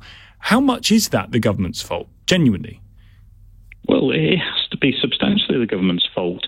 They put out for people to supply the equipment, but, I mean, you can't just have anybody who's running any old business saying they can provide PPE and the government accept they will. I mean, you might as well give this contract to a bloke who's a cobbler down the road. Yep. There has to be some scrutiny. And the other fact is that when the PPE crisis actually happened, at the start of the pandemic, the government had let the emergency stockpile of PPE just fall into disuse and be out of date. Well, you're right. That is a slightly separate issue, though. That is a systemic issue that led to the contracts needing to be made very, very quickly and the PPE needing to be brought in because it wasn't there in abundance. Do you think, Dave? Just finally, do you think your fellow Brit cares much about this? Do you think this is sort of on people's radar as something that the government really need to be hauled over the coals for? I don't think it's really on the radar of the mainstream public, unfortunately, because we've all been distracted by the royal family, haven't we, really? I don't believe that. People will be distracted by what they want to be distracted by. But Dave, I do wonder whether Keir Starmer has judged that the majority of people looking at this story will think now is not the time to be calling on the health secretary to resign, even if a High Court has found that he acted unlawfully. And I think he's probably right. Yeah, I would agree with that. Now is not the time because, obviously we're still in the grips of this pandemic. But afterwards, we need a thorough inquiry as to where hundreds of millions of pounds of our money has gone. All right. Dave, thank you. 0345 6060 973, the number. We'll speak to the JCVI, that is the Joint Committee on Vaccination and Immunisation, after the news headlines, which at 11:31 come from Philip Chrysakos. A professor of infectious disease epidemiology at University College London has told Swarbrick on Sunday on LBC it would be reckless if schools reopened across England at once. Andrew Hayward, who's also a member of the government's advisory group NERVTAG, has spoken ahead of the Prime Minister announcing tomorrow the easing of restrictions. It's understood pupils will return to class from the 8th of next month. Thousands of acres of land owned by the Church of England could be used to build affordable homes in the next few years. It's one of the suggestions in research commissioned by the Archbishop of Canterbury. British surgeons have carried out transplants in children using dead hearts that were brought back to life. The Royal Papworth Hospital in Cambridgeshire has used a so-called heart-in-a-box machine which replicates the conditions of the human body. The weather, bright across the north and southeast of the UK, cloudy with rain or drizzle over central and southwestern parts of England and southeast Wales, sunny spells elsewhere, a high of 15 degrees. This is LBC.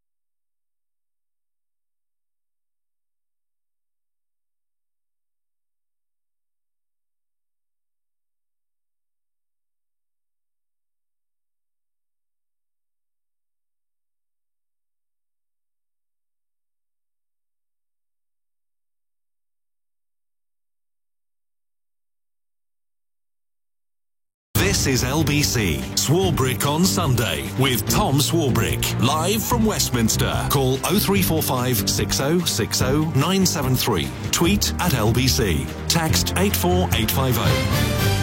Putting me right on the text is Nikki, who says, Tom, my partner is a carer, didn't receive any PPE until August. We do care about this PPE contract debate. Alex in Enfield, Tom, due diligence. You have to do your checks and balances. This needs a full inquiry, but not now. Post-COVID, many rich folk have gotten richer off the back of all of us. Meanwhile, here's Kim. I recall the hundreds of thousands of PPE items sitting in a plane in Turkey.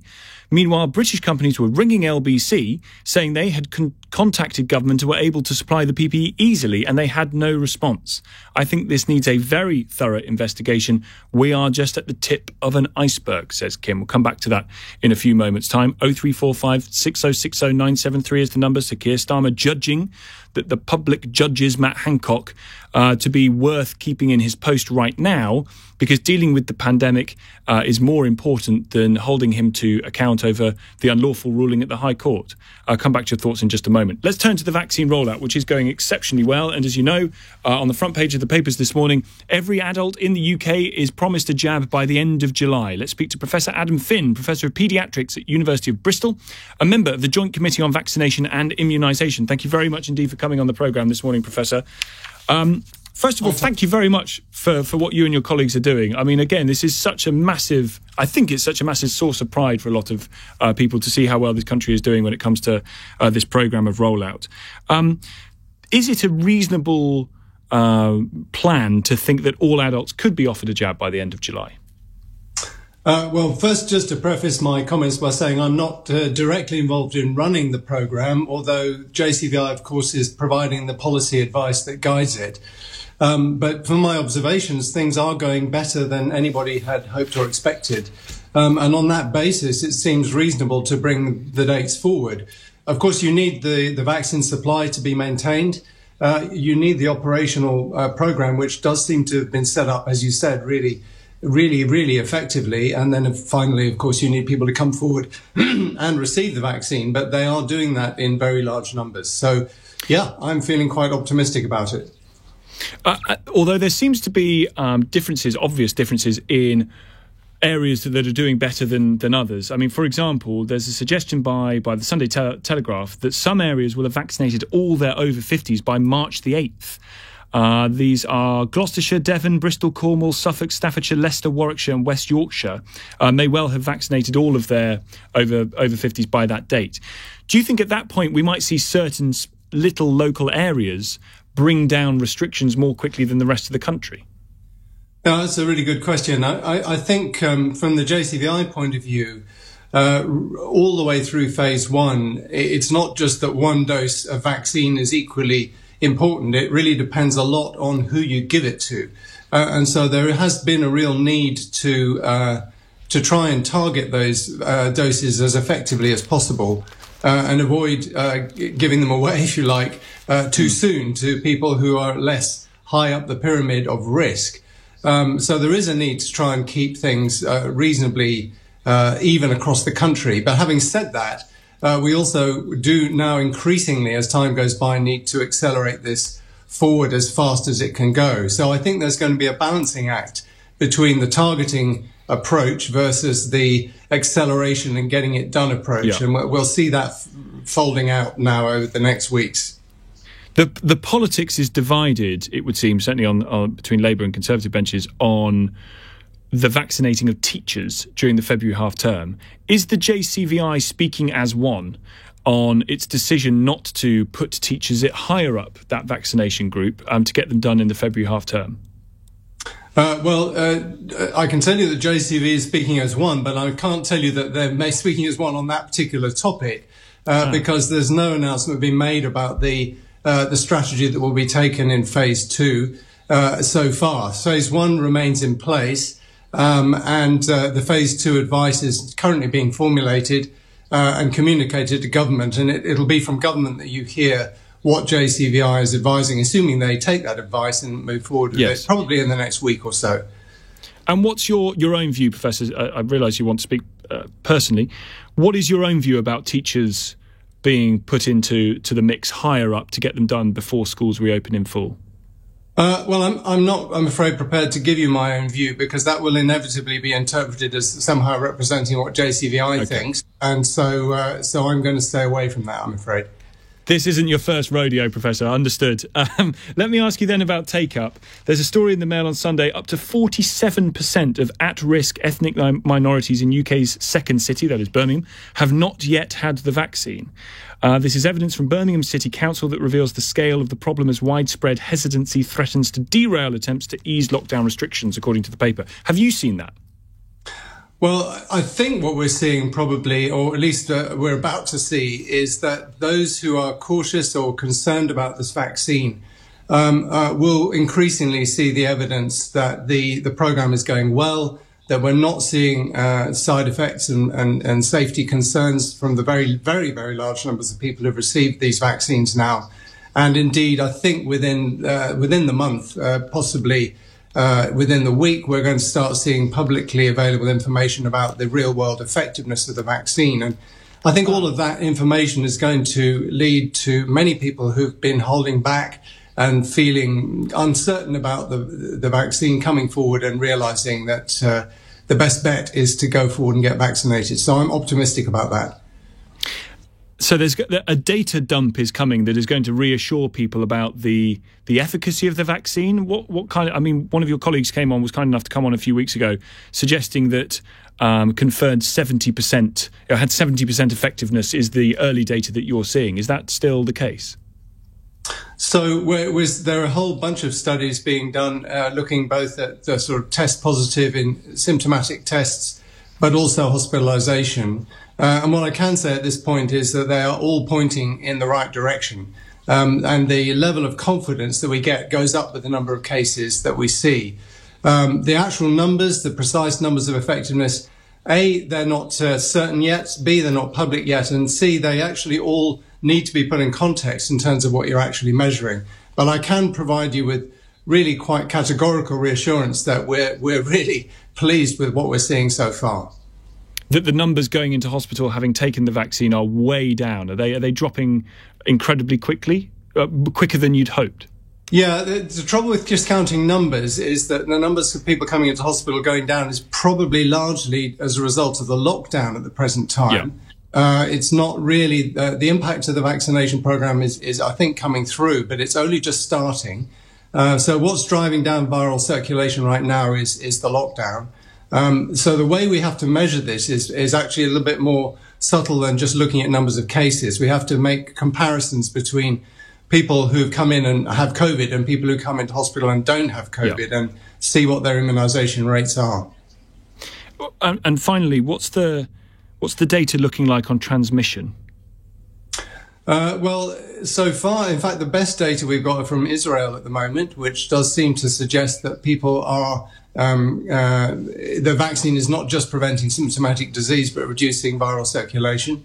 There is some evidence from the Oxford vaccine too that suggests that overall we're seeing less infections, including asymptomatic infections. So far so good. I think these vaccines are definitely going to impact transmission, and that's going to make high uptake in the general population really important to get an enduring effect. But we're not exactly sure how well they'll work in that way so far. We'll wait for the data dump. Great to speak to you. Thank you so much. Professor Adam Finn, Professor of Paediatrics at the University of Bristol, a member of the Joint Committee on Vaccination and Immunisation, speaking on the programme this morning. Come back to your calls on this PPE contract. Well, some of you are calling it a shambles, and what consequences there should be for the Health Secretary over this. Come to your calls on that in just a moment. Tom Swarbrick here, it's 11:45. Nick Ferrari at breakfast, LBC. Foreign Office Minister James Cleverly. The First Minister of Scotland, Nicola Sturgeon, ordering that the EU flag be flown on Scottish government buildings. What would you say to Nicola Sturgeon about that decision? It strikes me she's really not good at listening to people when they make their voices known at referenda. Scotland is part of the UK. We are no longer part of the EU. That is the way the world actually is. And I think politicians really ought to deal with the world as it is rather than the world that they wish it was. This Monday, the return of Call Kia. Put your questions to the leader of the Labour Party, Nick Ferrari at breakfast. Weekday mornings from 7, LBC.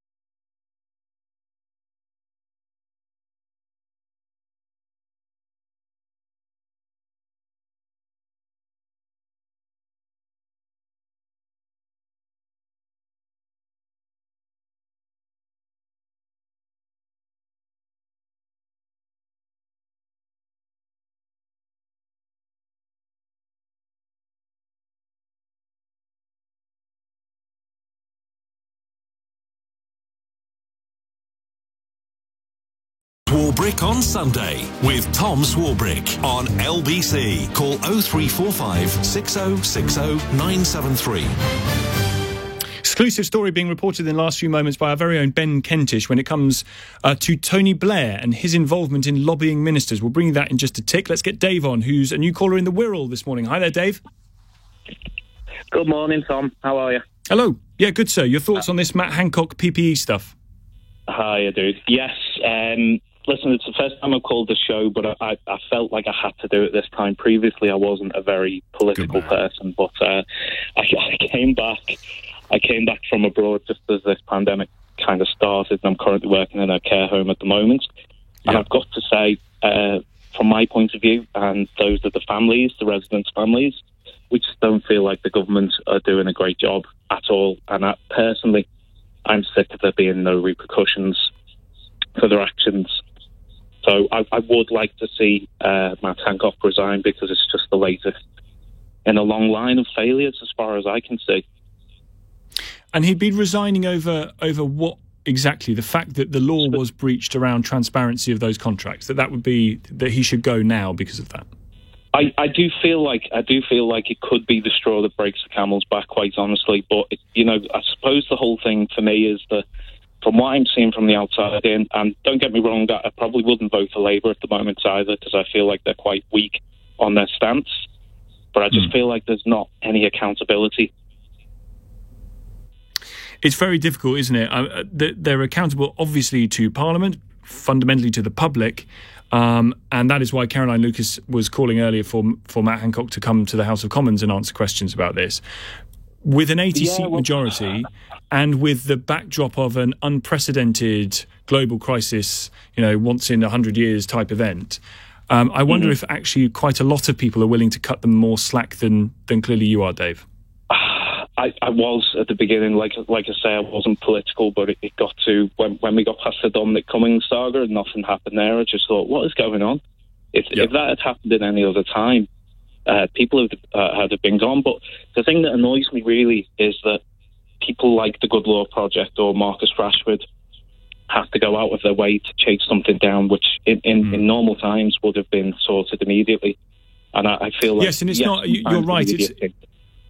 It's not just the in the health policy area where mistakes have been made. I mean, you were running through whether it was the free school meals problems or others that the government have had. I mean, this stuff about the testing in schools. The Education Secretary said on January the 4th, I think it was, that testing in schools was, quote, ready to go. It's not. It's not ready. I mean, I think that the thing is, I understand, obviously, that this is an unprecedented situation for them to be in, but I feel like when the likes of Williamson or Hancock appear to be in over their head, and like I say, I know it's a difficult situation, but they're toying with people's lives. I do work in a care home at the moment. Everybody in a care home has been directly affected by this. And I can tell you now that none of the families have any faith in anything the government are doing at the moment, which is a shame. It is a shame, but... Even the vaccine rollout? Well, the vaccine's going well, but I think a lot of families did question, why the 12-week wait? Obviously, that's been explained to people now, but even the way things are communicated, it's very from the hip, let's move on and just deal with the consequences after. But I must admit, sorry to keep going on here. No, don't worry. The situation with the money in the PPE contracts, I do feel like should be addressed, because, like Andy Burnham said a little earlier on, there's over 3 million people that are still really struggling. My dad included has had to close his business during the lockdown. He's a driving instructor. There's no help for him. So, we've got 22 billion on the test and trace. That doesn't appear to be going great at the moment either, but I do understand it's unprecedented, and I am trying to remain constructively thinking about this. No, listen, Dave. I think you've come to a very not completely unreasonable position, if I put it like that. I think the latitude that the government was being given by people because of the circumstances, I think that it's starting to tear apart now, isn't it? People are really starting to see in part, what the government is doing on various things, and are starting to question whether they need to be held properly to account for some of the stuff that's going on. Dave, thank you very much indeed for your call. Good first-time call. Let's get into the details of an LBC exclusive from our Westminster correspondent, Ben Kentish. Details about Tony Blair and lobbying. You surprised me, Ben. Tom, all right, another one. Well, this time it's about travel. We know the travel industry are desperate for the government to make a public pledge to what they're calling travel vaccine passports for travel. They've been lobbying for months. But the thing that's developed in the last few weeks, we've learned Tony Blair is now effectively coordinating and to some extent leading those efforts. He held talks with travel industry bosses from the likes of Heathrow, British Airways, Saga Cruises in the week, and promised to use his contacts in government, which, given recent reports, we know to be pretty extensive. There's a row today over just how significant he was in shaping some of the policies the Department of Health has already announced. And the ask that he and the travel industry are making of the government is simply a commitment in the roadmap to be published tomorrow for some sort of travel vaccine passport to be introduced. That's it. They are willing to do the work. But the view is that Tony Blair has been telling people, his view is that unless it's in the roadmap, there's a real risk that it will slip because there won't be a public commitment and the civil service won't have that aim to work towards. So that's the ask. The other thing that he is pushing ministers on, as I understand it, is, of course, because this is an international effort, he believes the UK is really well placed because we are, of course, the president of the G7 this year. So he's trying to get it on ministers' radar to use the G7 as a vehicle to agree some sort of international scheme on travel vaccine passports. Very interesting. Former Prime Minister now leading those efforts. The key question, Tom, of course, is has he been successful? The way I understand it, and this is not confirmed yet, of course, there is likely to be some mention of international travel and maybe vaccine passports in the plan tomorrow. But it's probably going to be very vague, as I understand it, and not include any sort of date or time frame. But actually, yes, I think industry will be happy with that because then they can work towards making it happen. Well, and just finally on this, the idea of vaccinating, having all adults offered a jab by the end of July, which is what the Prime Minister has said, I think offers people a not unreasonable level of hope that they might be able to go abroad over the course of the summer. Yes, I think that's very, very possible too. I think it's almost probable in some senses. Of course, it relies on other countries saying, yes, we don't mind British tourists coming here, but the noises from places like Greece and Spain are positive. And given that target is the end of July, I actually think when you look at the data, Tom, on current trends, it could be before that. Add in 3 weeks. It's very feasible that summer holidays abroad will be possible this summer. Not just possible, but almost probable. Ben, thank you very much indeed. LBC's Westminster correspondent Ben Kentish with his exclusive reporting. Let's speak to Steve in Croydon this morning. Hi there, Steve. Morning. There's politics being played here by the Labour Party with a small p, and Captain Hindsight, as he's quite correctly been labelled, Sir Keir Starmer. It's all trying to play politics when we should be looking at an era of national unity. And it's very easy to call for that and very easy to ignore what's gone on. There has been a lack of transparency. There has been a great deal of money wasted. But the Tories didn't inflict COVID-19 on the country.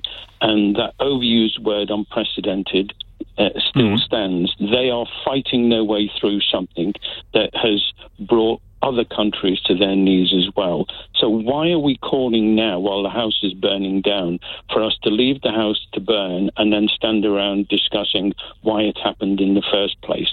Then you've got you've got David Lammy. But I don't think Keir Starmer is he? Keir Starmer on this specific issue is saying now is not the time.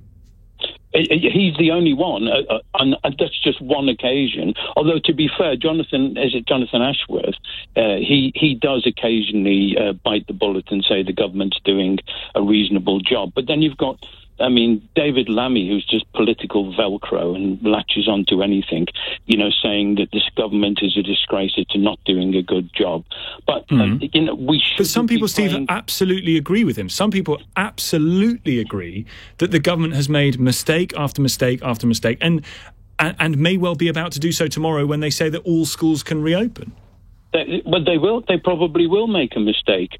But where's the rule book? Where's the handbook? Where's the manual that says this is how you do it? This is how you get out of it? No matter what Boris Johnson does, he will have 100,000 people saying you're wrong. He'll have the majority of the Labour Party saying absolutely, that. But making decisions is necessarily divisive because you have to decide one way or the other. Of course, the issue is not whether he gets it wrong in hindsight, it's whether he was told it was the wrong thing to do beforehand, as has happened previously with some sage advice, and yet he goes against it anyway. Steve, we'll wait and see. Thank you for the call. After the news at 12, this issue of vaccine hesitancy rears its head again, I'm afraid. Up to 47% of at-risk ethnic minorities in the UK's second city of Birmingham have not yet had a vaccine.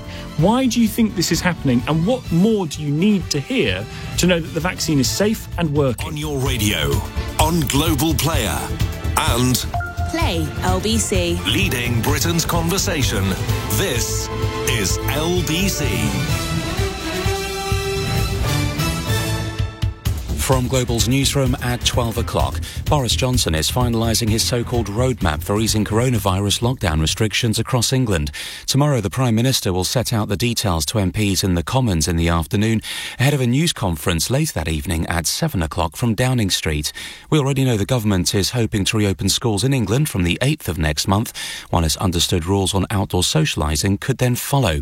But Professor Sir David King, who's chair of the group Independent Sage, he's also a former government chief scientific advisor. He's told Swarbrick on Sunday on LBC lockdown shouldn't be eased in England until cases of coronavirus drop further. It could be when we're at 1,000 new cases a day, because 1,000 new cases a day spread across every general practice in the country is a very small number per general practice. That could be managed. But what we need to do, and we have never done, is provide support for those who are told to isolate. Separately, the Health Secretary Matt Hancock insists his department will publish what it's legally required to do when it comes to the deals it does.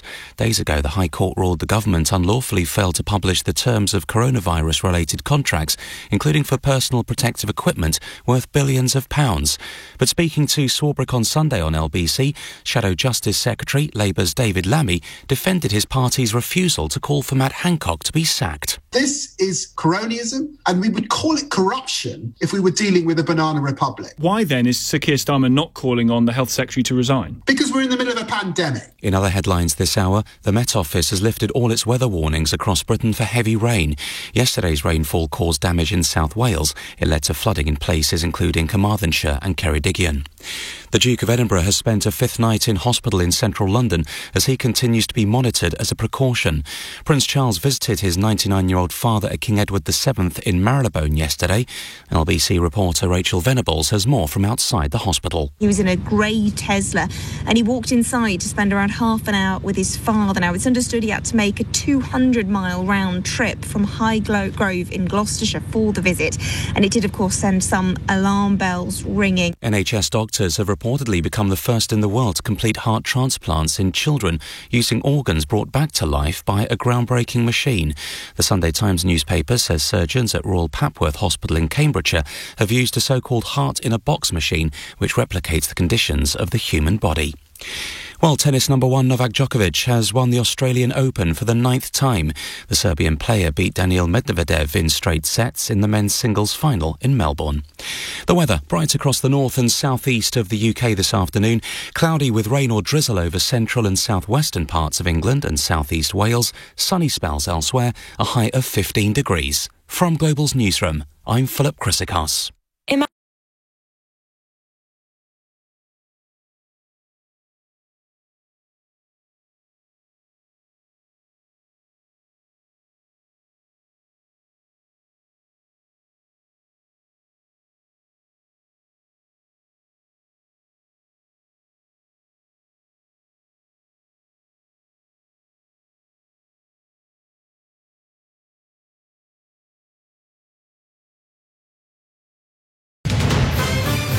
This is LBC from Global, leading Britain's conversation. Swarbrick on Sunday with Tom Swarbrick on LBC. Very good afternoon to you. Just gone midday on Sunday, the 21st of February. You are listening to Tom Swarbrick here on LBC. Hope we find you very well this Sunday afternoon.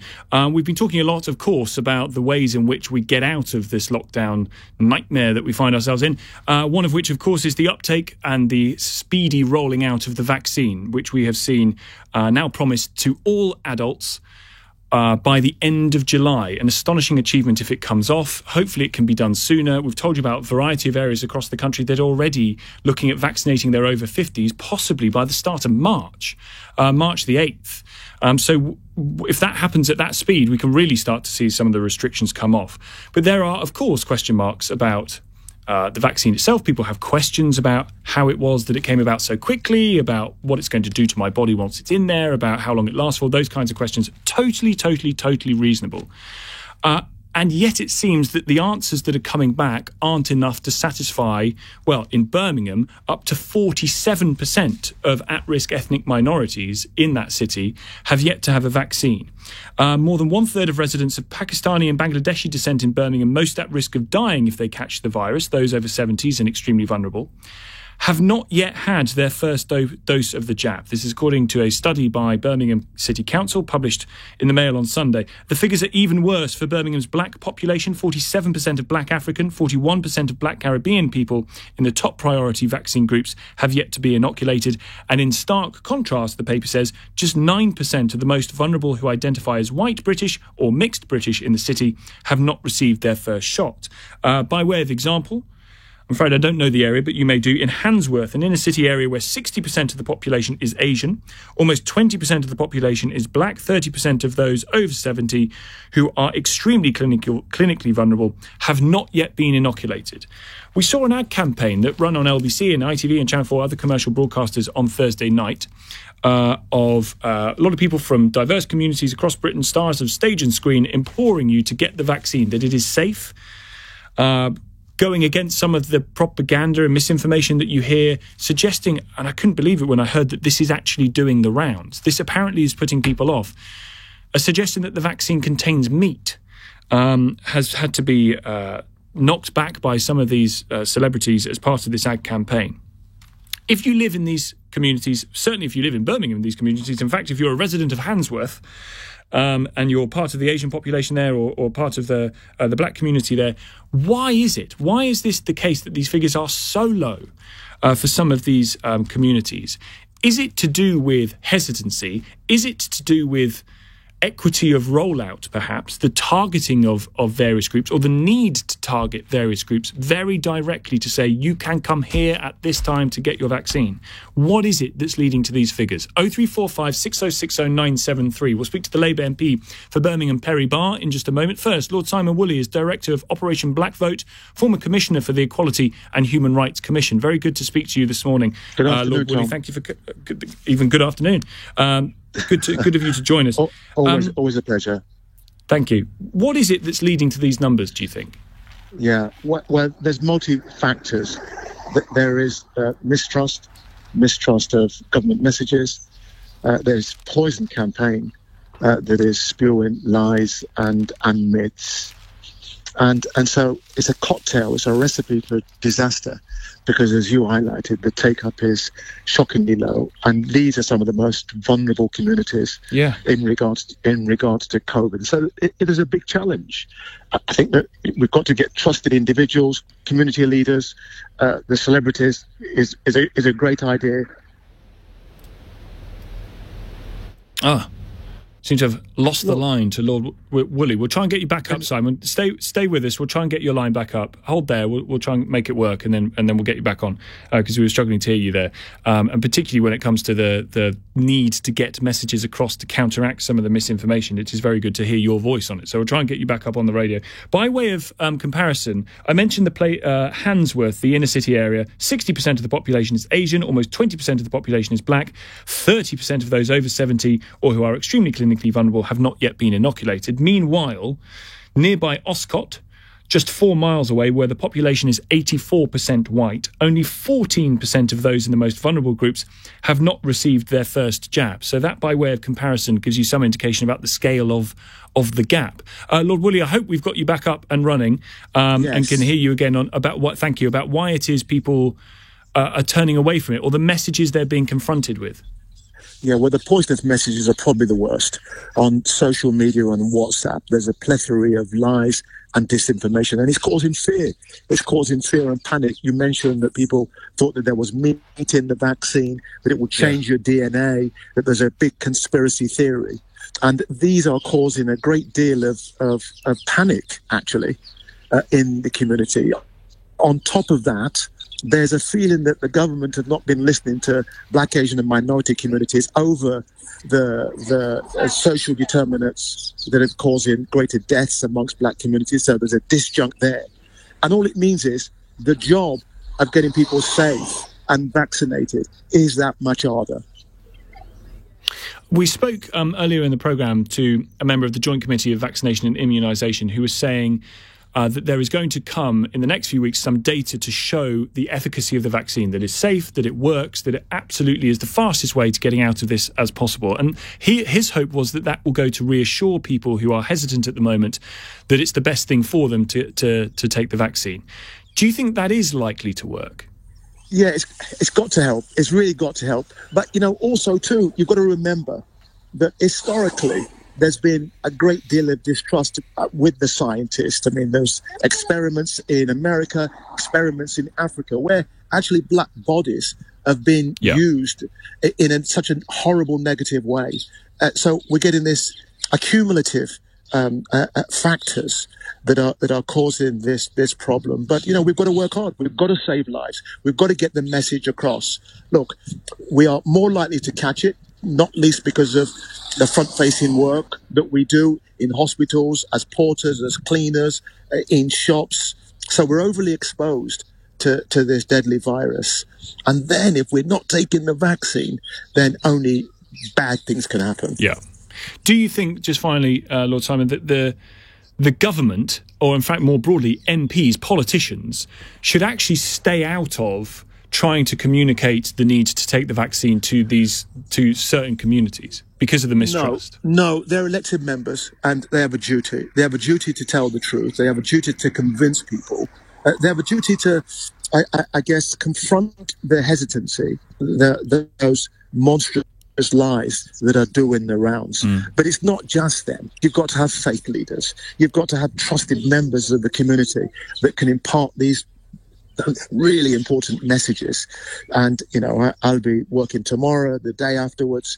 I'm talking to people. I've done several Zoom chats on the subject. I've got one this evening. We've just got to do more. Lord Simon Woolley, thank you for persisting with us. Director of Operation Black Vote, former Commissioner for the Equality and Human Rights Commission. Listening to that at 12:12. Khalid Mahmood, Labour MP for Birmingham, Perry Barr, and of course Shadow Defence Minister. Thank you for coming on, Mr. Mahmood. Pleasure, Tom. Is it just going to take longer to assuage the worries of people in parts of your city? Well, it is. But what we're trying to do, and a lot of people are working at this now, there is a better take-up now. Coming through. Of course, there's a backlog because of the hesitancy that there has been.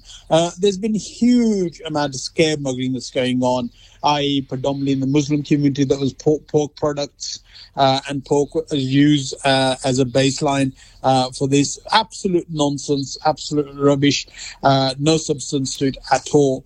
Are you amazed that I have to say I'm amazed, Khalid. I'm amazed that people believed that. That's the thing that I can't get my head around, is that confronted with a notion that presumably just pops up on Facebook from some random, that the thing contains pork.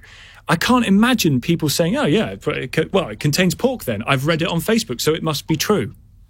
Well, that's a huge problem. That's what we have. A lot of people who see things on Facebook and social media think it's actually true. There are a lot of conspiracy theorists around as well who would actually then go along with that and think, oh, well, it says that, so they must be true. And this is a big problem we have with fake media and social media that comes up with some of these issues. People take that and other people then spread it and they embellish it and they spread it. And there are people who believe that they are against the state in relation to what goes on, partly because of the inequalities they've had in the past and the way they feel they've been treated. But there's no justification for any of this. This is just straightforward saving lives. If I can have a look at my Facebook, the amount of deaths that there are in the community, I can't open my Facebook page without seeing people tagging me on and people who are friends with me saying that somebody in their family, one of their loved ones has passed away. And it's absolutely horrendous. And I think what we've got to do is actually get that message across. All of us, whether you're from the church, the mosque, the Gurdwara, whether you're a politician, a councillor, or whether you're just an ordinary person in the community who's able to say something about your own experiences. We've got to get more and more of that through. But there is now, I've spoken to a number of GPs in the local area, and they are having full schedules where they are able to do that. So I think it's coming across, but we need to do it quicker and more quicker. Just very finally, I wonder to what extent you think, or you've spoken to people about this and seen it for yourself, that it might tend to be the older part of the population in these communities that are most reticent to do it, and that the younger parts of the community are happier to take the message and go and get the jab. Do you think that that's what we're going to see? And if that is the case, why is that? I think partly what it is that they've been told all sorts of things and they tend to believe that. If they go to a mosque or Gurdwara or a particular place of worship, even when in church, and somebody starts a rumour, they don't have the education to be able to counter some of that information. So they tend to push back. And when they say for the elderly, this is one of the rumors is this is trying to sort of get rid of the elderly population because the government doesn't have to pay out pensions. And it's just silly things which we think silly are very serious to them. And what we're trying to do is get those messages across to them. That is not the case, and give them examples how we can make sure that's better. And it's really difficult, but we're going to try every single which way to do that as quickly as we can. Khalid Mahmood, good to speak to you. Labour MP for Birmingham Perry Barr. 0345 6060 973 is the number. Is there a way of explaining perhaps the cultural background or the legacy of the history, particularly in the black community, of these experiments that were done in the 70s in America? Of, if you've grown up with that as a backdrop, as part of your life, the difficulties that you may come to, or you see family members coming to, of actually being able to take this thing. 0345 6060 973 is the number. Come to your calls in just a moment. Tom Swarbrick here, 1216. This is LBC.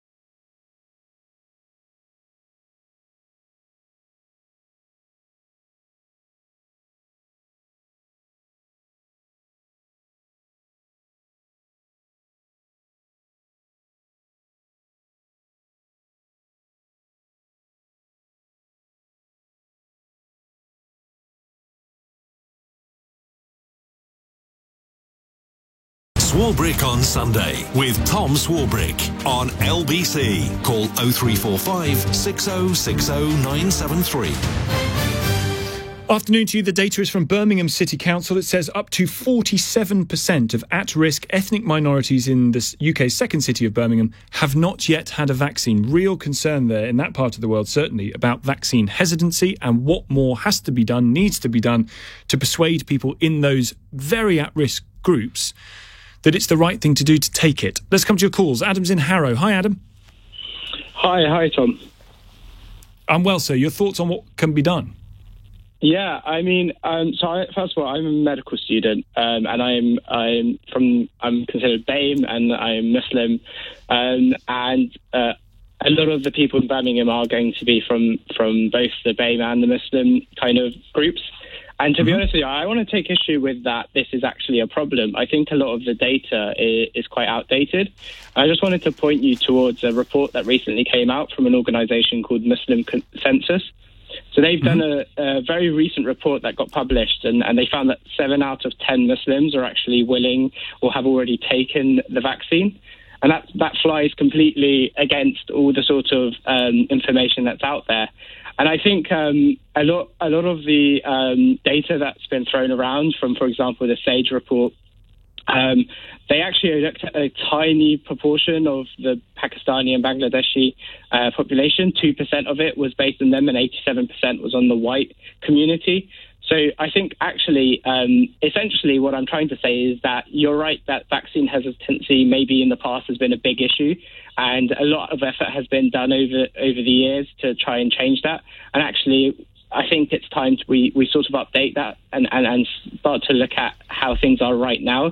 And this is actually showing that the situation is much better. And actually, even the 3 out of 10 who didn't say they were willing, yes. a proportion of them were. And just to make it clear, 7 out of 10 is actually in line with the rest of the population. Well, I was going to ask, what's the comparison? Yeah.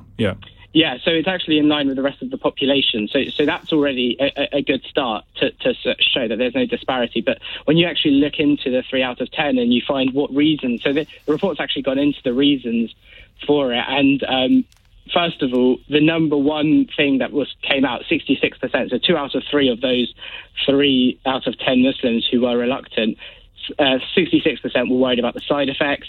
51% were worried about how quick the vaccine was developed. These are concerns that are very, very, very normal that everyone across all different ethnic spectrums have. Is your worry, Adam? Few number of them had 6% had the belief that it was not halal, which might have been the thing about the meat that you were talking about earlier. Yeah. But is your worry then, Adam, that this is being deliberately blown out of proportion, or that the data that's being used to deliver the findings that we've got from Birmingham City Council is being manipulated? The worry is, I guess, that in your view, the reality is that people are fine to take it and are happy to take it in majorities that are close to other groups. Yeah, I think it's a good question, to be honest. I guess why is the media highlighting this particular kind of issue?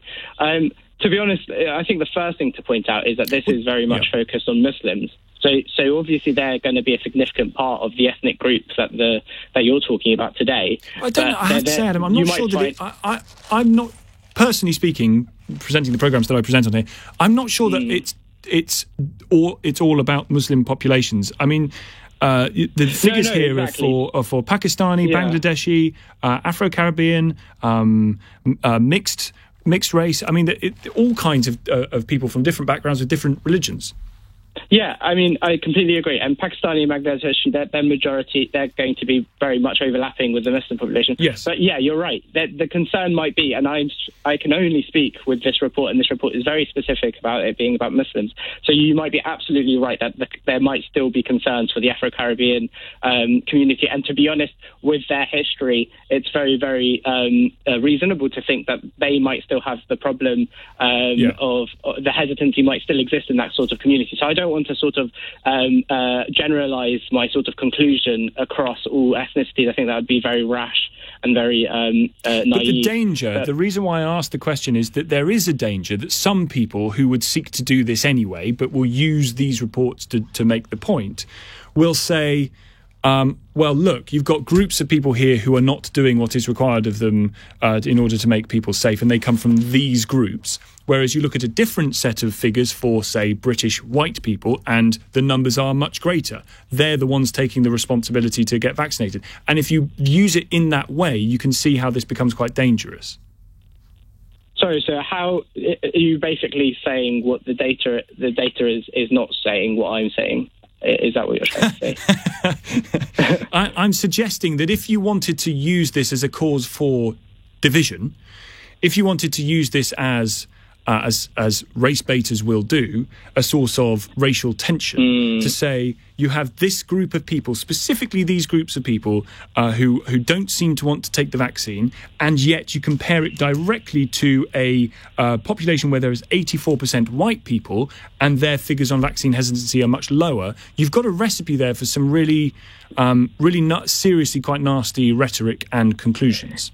Yeah, absolutely. If that's what they want to do and if they have malicious intent. And I think I don't want to completely kind of conclude on that, but I think there probably is an element of that. I feel like there is a lot of scapegoating in these communities that takes place these days. And I think it stems from Brexit to a lot of issues in the EU and migration. And I don't want to sort of blow this out into a whole much bigger discussion, but actually I think it does sort of link into all these sorts of things. And I think when people are able to point towards ethnic minorities and if they're able to use it with data which legitimizes their conclusions and their summaries, then there is a very big danger that they will do that, and they'll do that and it will have an impact. And then if things do go wrong down the line in the next month or two, if we have another, because at the end of the day, even if we have vaccinated the most vulnerable, that doesn't mean cases might not blow up if we do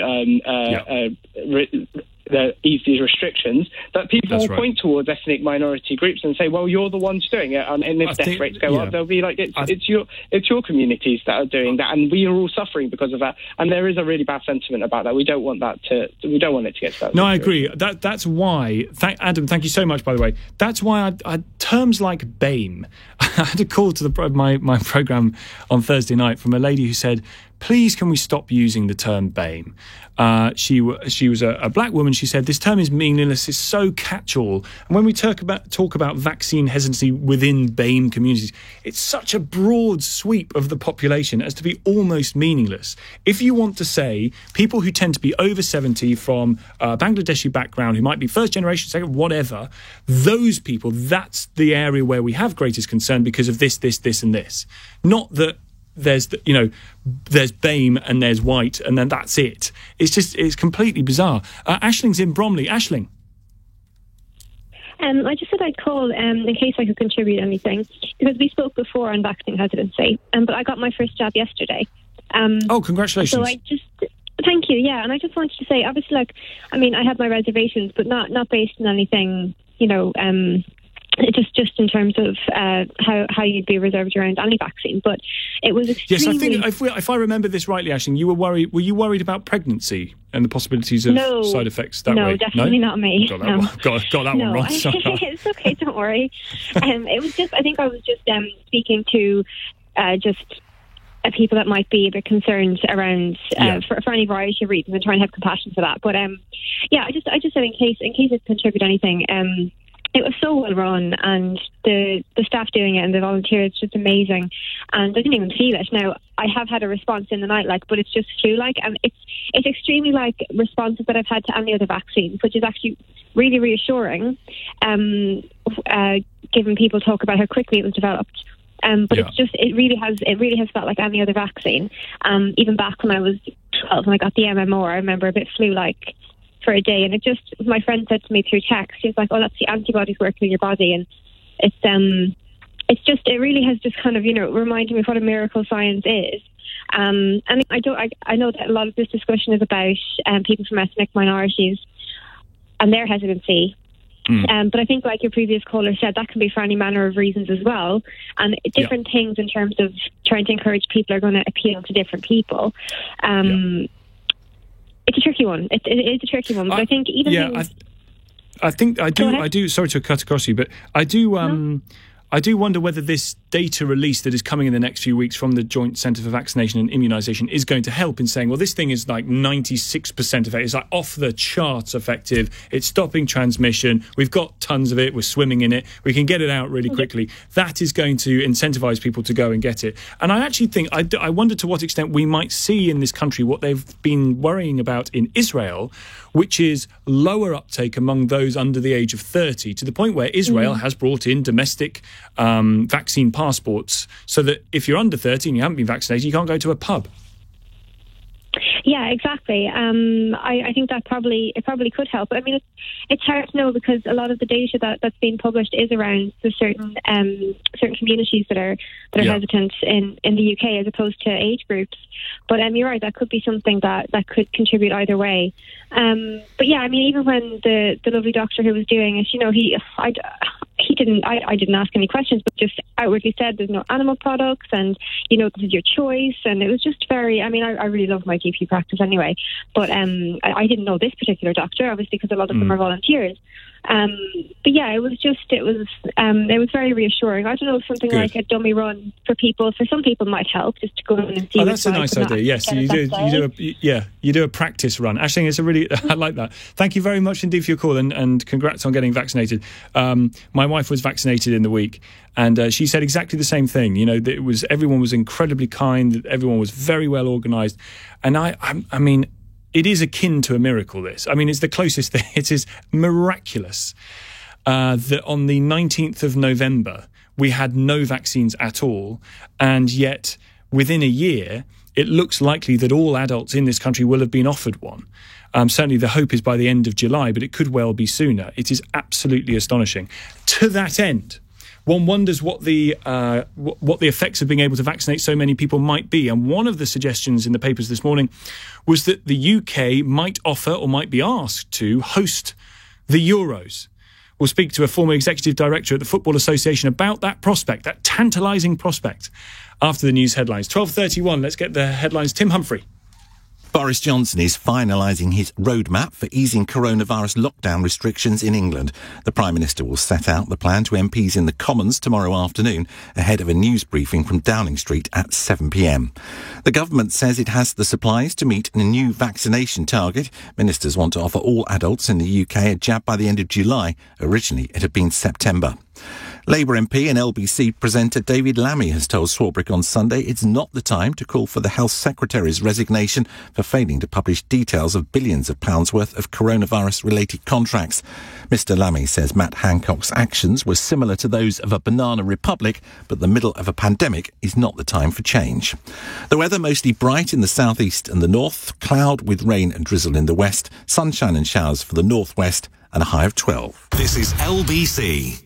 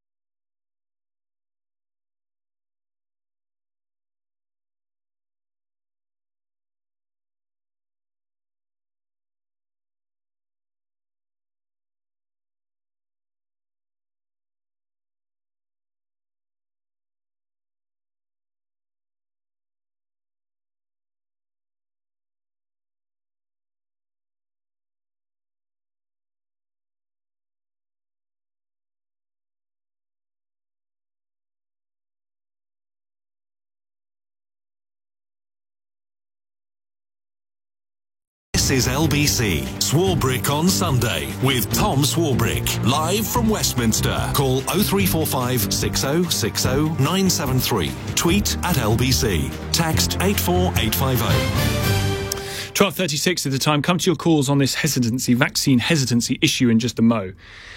But I wanted to pick this out of the papers this morning because this is one of the things that I am holding on to as the return to normal, as getting back up and running.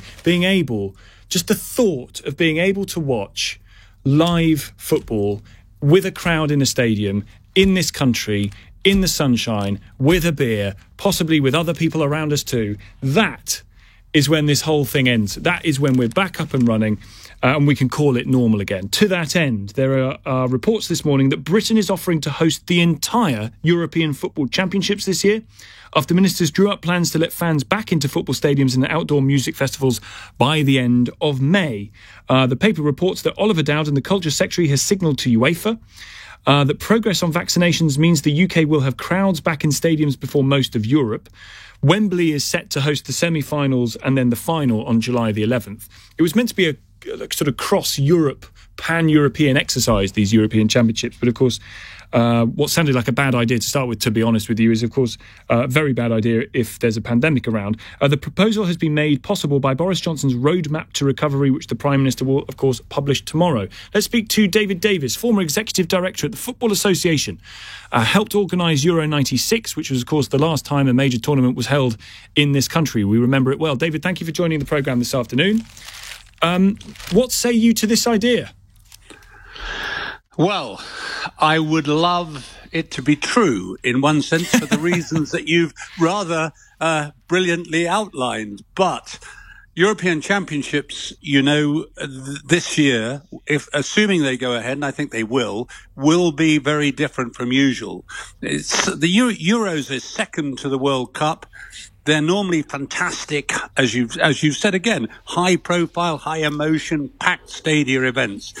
Today, the reality is, I think, the prospect of 12 cities across the continent staging matches is fading. Though I have to tell you, though, no final decision has been taken. I think that's genuine. But the likelihood is of fewer stadia in fewer countries, with, I regret to say, very few spectators actually in those stadia. But which isn't to say the matches, won't attract crowds in the pubs that you hope will be open with the fan centres that you hope will be open in the different countries. Do you think as UEFA searches for a way to do this safely, do you think if an offer were genuinely made to say, well, come and do it in the UK, we can arrange it, that might be considered, given the difficulties, as you say, travelling around? I don't think there's any doubt it would get a lot of serious thought. I mean, there are very few countries like the UK that could stage this. So you think perhaps Germany could do it for sure. That's the other likelihood. What about some of us would be very keen on a tournament that was shared between the UK and Germany, but that's a personal view of mine. That's always been a bit of an ambition for some of us. But no decision has been taken, as I said, and a decision will be taken, I think, as I understand it this morning, in April. Yes, it's worth saying that I see that the Health Secretary, Matt Hancock, has suggested that he's not seen anything in government about that story. But even if it's not raised as an idea prior to this newspaper report, someone should raise it as an idea because it would be a fantastic thing. On the logistics of it, of course, you think of some of the European countries that are currently on the red list, Portugal being one of them. Mm-hmm. Can you really imagine Cristiano Ronaldo holed up in a Travelodge somewhere for 10 days? I mean, well, he's a very nice guy, Cristiano. That I could say that with confidence, and I'm sure he wouldn't object violently to what you're talking about. But be that as it may, it is ironic that on the very morning that one newspaper publishes this story about the UK offering to host the Euros, other papers are talking about the difficulty of England, officially meant to be holding the semi-finals and the final, when Portugal, who are actually, by the way, the holders of the European Championship, seems many moons ago, but that's when they beat France. The fact of the matter is that, how would the Portuguese team take any part in a tournament in England when they're on this red list? That's something that's got to be ironed out. We will wait and see. Just on a slightly different matter, but nonetheless incredibly important for the game of football, the idea of testing before letting fans into venues, quick reaction tests that can be used to see if you've got it or not, and then you can go into the ground. Do you think that's where we're going to be in the next few months? Well, I think that's look, it's been a nightmare for everybody not having fans in the stadia. Football has changed. I was hearing statistics this week at a Zoom conference that showed how football has been affected and changed, domestic football I'm talking about, by not having fans in the stadium. For example, the home advantage, which most people have assumed for most of their life, is far less prevalent now than when there are no fans in stadia. Are referees less affected? Do they take better or worse decisions? Some might argue. And then before you get on, it's the finances, David, for me. I mean, you see some of these lower league clubs; they're going to die if they're not given significant financial support, possibly from the Premier League. It's got to come from somewhere. Well, absolutely. I mean, some of us are, in favour of an outside regulator to make change possible in the way football is governed. And the gap between rich and poor now in English football and in other countries, of course, is obscene. There's no other word to use. And, that has got to be addressed. There are people in the Premier League, for example, who care desperately about that gap. But somebody has got to get English football to speak with one voice, not the Premier League, the FA, the Football League and all the other leagues. And that is a huge problem in this generation. Only an outside regulator can change that, in my estimation. Very good to speak to you. Thank you very much indeed for your time. David Davis, former Executive Director at the Football Association that helped organise Euro 96 all that time ago. God, it feels like a lifetime ago. Almost is, actually. Here's Neil. Tom, great idea. Let's get the Euros here and import thousands of new variants of the virus. Here's Harry. Hosting the Euros would be a bad idea at this moment. Why encourage people and mutations here from abroad when we're only just seeing daylight ourselves? Oh, come on. Where's the spirit? I think it'd be great. Idram's in Birmingham. Hi, Idram. Hiya. I'd just like to comment on the vaccine and people that are hesitant to get the vaccine. Because I was vaccinated on Thursday. I always wanted to get vaccinated, but just the process of it, the fact that the doctors and the staff are so understanding and they're so reassuring, that put me at ease, and there's nothing to be afraid. It's been 2 days since I've felt a bit of symptoms, but it's nothing major. And have you detected any hesitancy in, given you're in Birmingham, have you come across people who are saying, no, I'm not going to do it? Yeah, that is, because obviously I'm 27. I'm 28, actually, 27. But I'm black myself. And I think in those communities, there's a lack of misinformation. And I think for the government, in order for people to be vaccinated successfully, they need to tap into the communities, so the community leaders, and provide the adequate information so they can be reassured.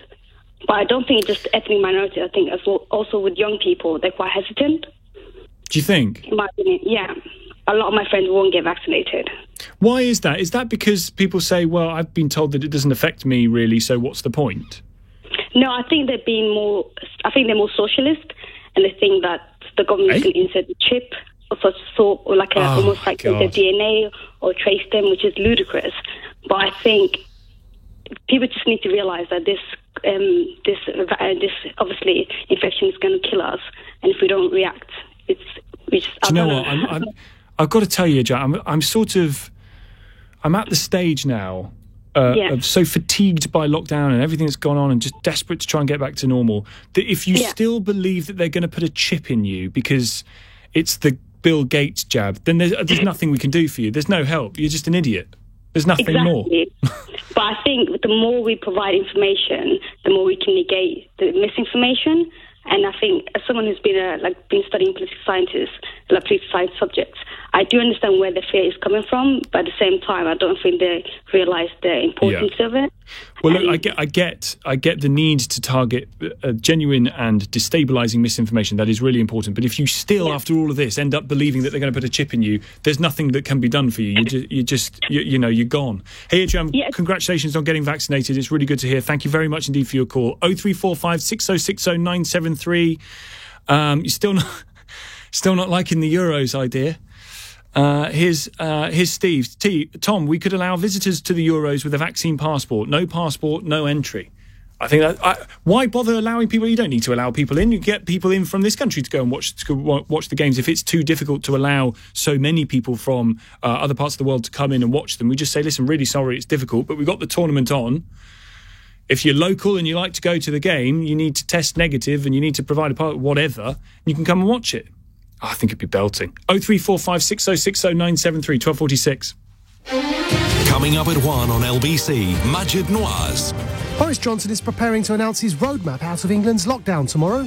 So what would you like to hear from the PM? Maajid Nawaz on LBC.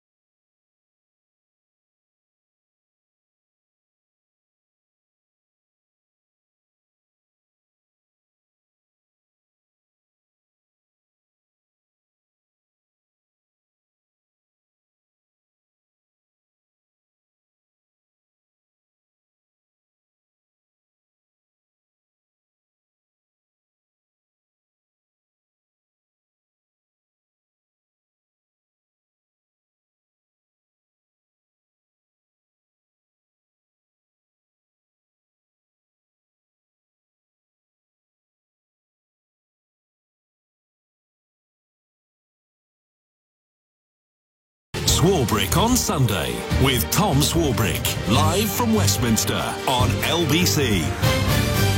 10 to 1 is the time. Just before we come to Kevin in Bridgend on the vaccine hesitancy issue, I see that it's being suggested by a commentator in the Mail on Sunday, Dan Hodges, that Boris Johnson is going to shift the emphasis from centralised pandemic control to personal responsibility in the roadmap tomorrow. He's going to make statements in the House of Commons at 3:30 and then due to address the nation at about 7 o'clock tomorrow night, all of which you will hear on LBC, of course.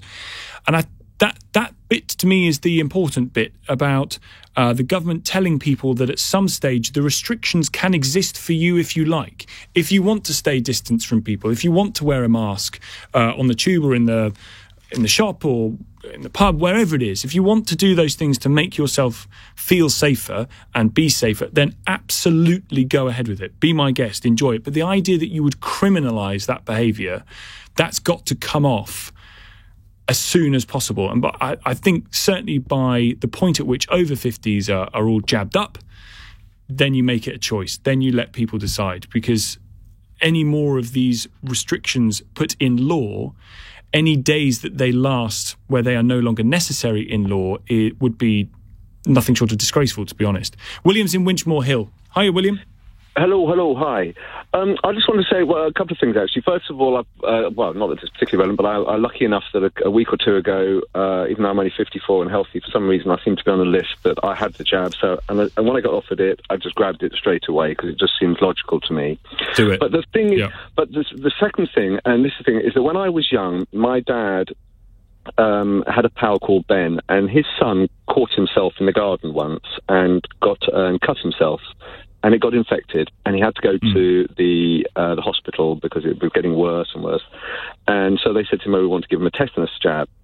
And Ben was Jewish, and he said, no, I don't want to.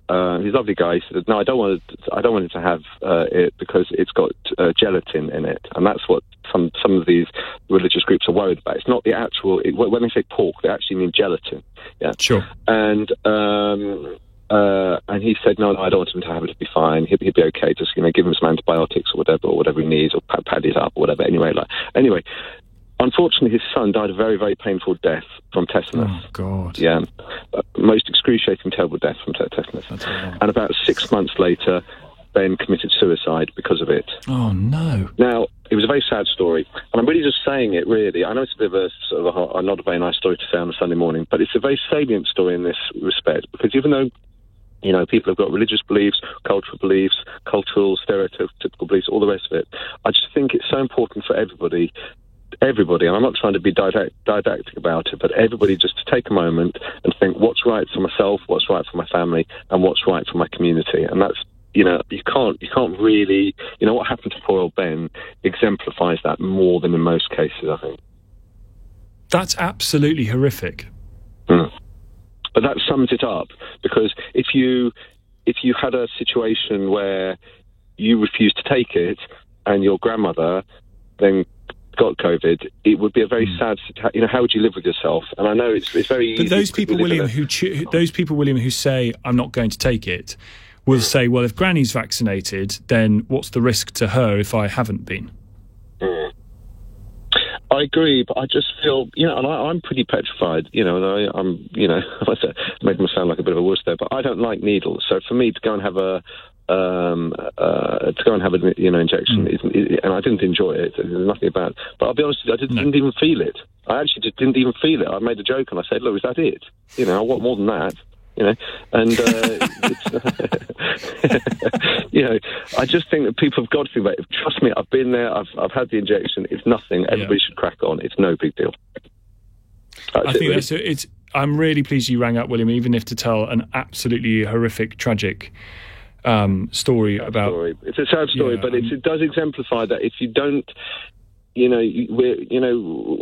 without being too fatalistic, we're all mitigating stuff as we go through life. We take an aspirin if we've got a headache, and who wants to take? So we're all doing that. But when it comes to something as serious as this, it's not really worth thinking about. People should just push on, in my opinion, and get the job done. I could not agree more. And just get it done might be quite at the end of the line. Might be quite a good message, really.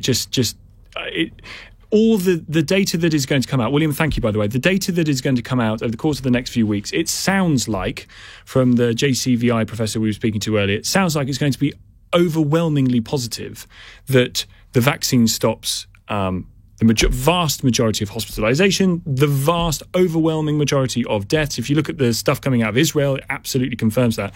And it may well also confirm that it stops, in large parts, the transmission of it. If we get all three tick, tick, tick, we're back on again. We can say goodbye to all of this. We can forget it. Not that we ever will forget it, I don't think, but that's the aim.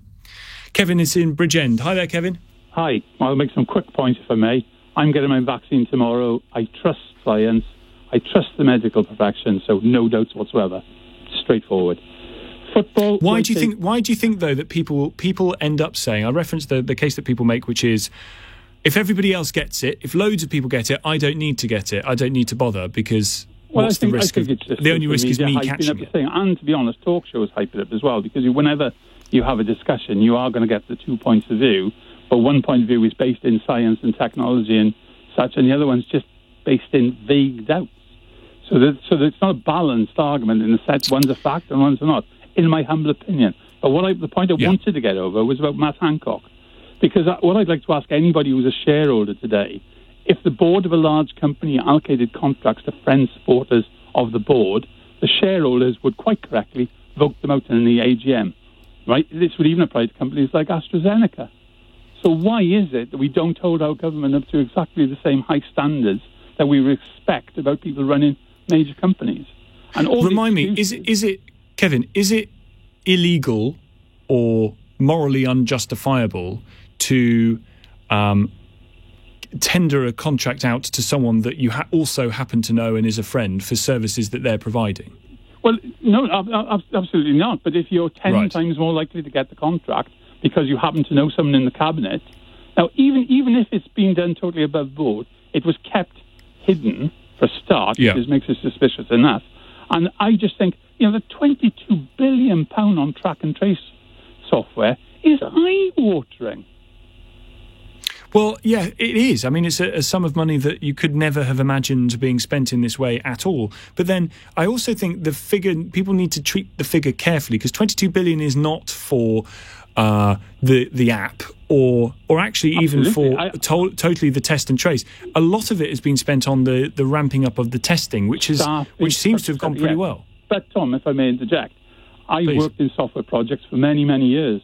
And to be honest, any project that comes out with a figure of 22 billion is such a rapid thing, and the software doesn't work correctly anyway. It's just an appalling project management exercise. It's just appalling. Can I add one more thing? Because I know you're running out of time. Please. Go on, Kevin. Football. Why take the risk of our health for a PR stunt? It's not a PR stunt. It is. I don't think it is a PR stunt. I'm not a football fan. I'm not a fan. Well, there you go, I don't really care. But I find the whole thing just a PR stunt for the government, that they can say we're hosting Euros. In reality, I think a lot of people care about watching football, but this is just a PR stunt. I think it would be, if it can be shown that it can be done safely because we got people into quarantine and we can make sure that we test people going into the stadium, we've got enough people vaccinated, I think it is definitely worth thinking about. If it can be made safer than would otherwise be the case because you have to host it somewhere because it seems like it is going to go ahead, I think we should do it. I really do. Kevin, thank you so much. Thank you for all your calls during the course of the programme today. I'm back with you Monday night, 10 p.m. on LBC. Global Player is your friend. If you missed anything, it is there for you for Apple, for Android, and it is, of course, entirely free. At 4, Ian Payne. Right now, Majid Nawaz. Thank you, Tom. Coming up, people from black, Asian and ethnic minority backgrounds have proved hardest to reach since the vaccine programme began, but a concerted effort from doctors, religious leaders and the government is slowly improving uptake. So why are ethnic minorities lagging in vaccine uptake? I attempt to explain the mistrust and the reasons for it. Before that, Labour's former Shadow Chancellor John McDonnell has called for a win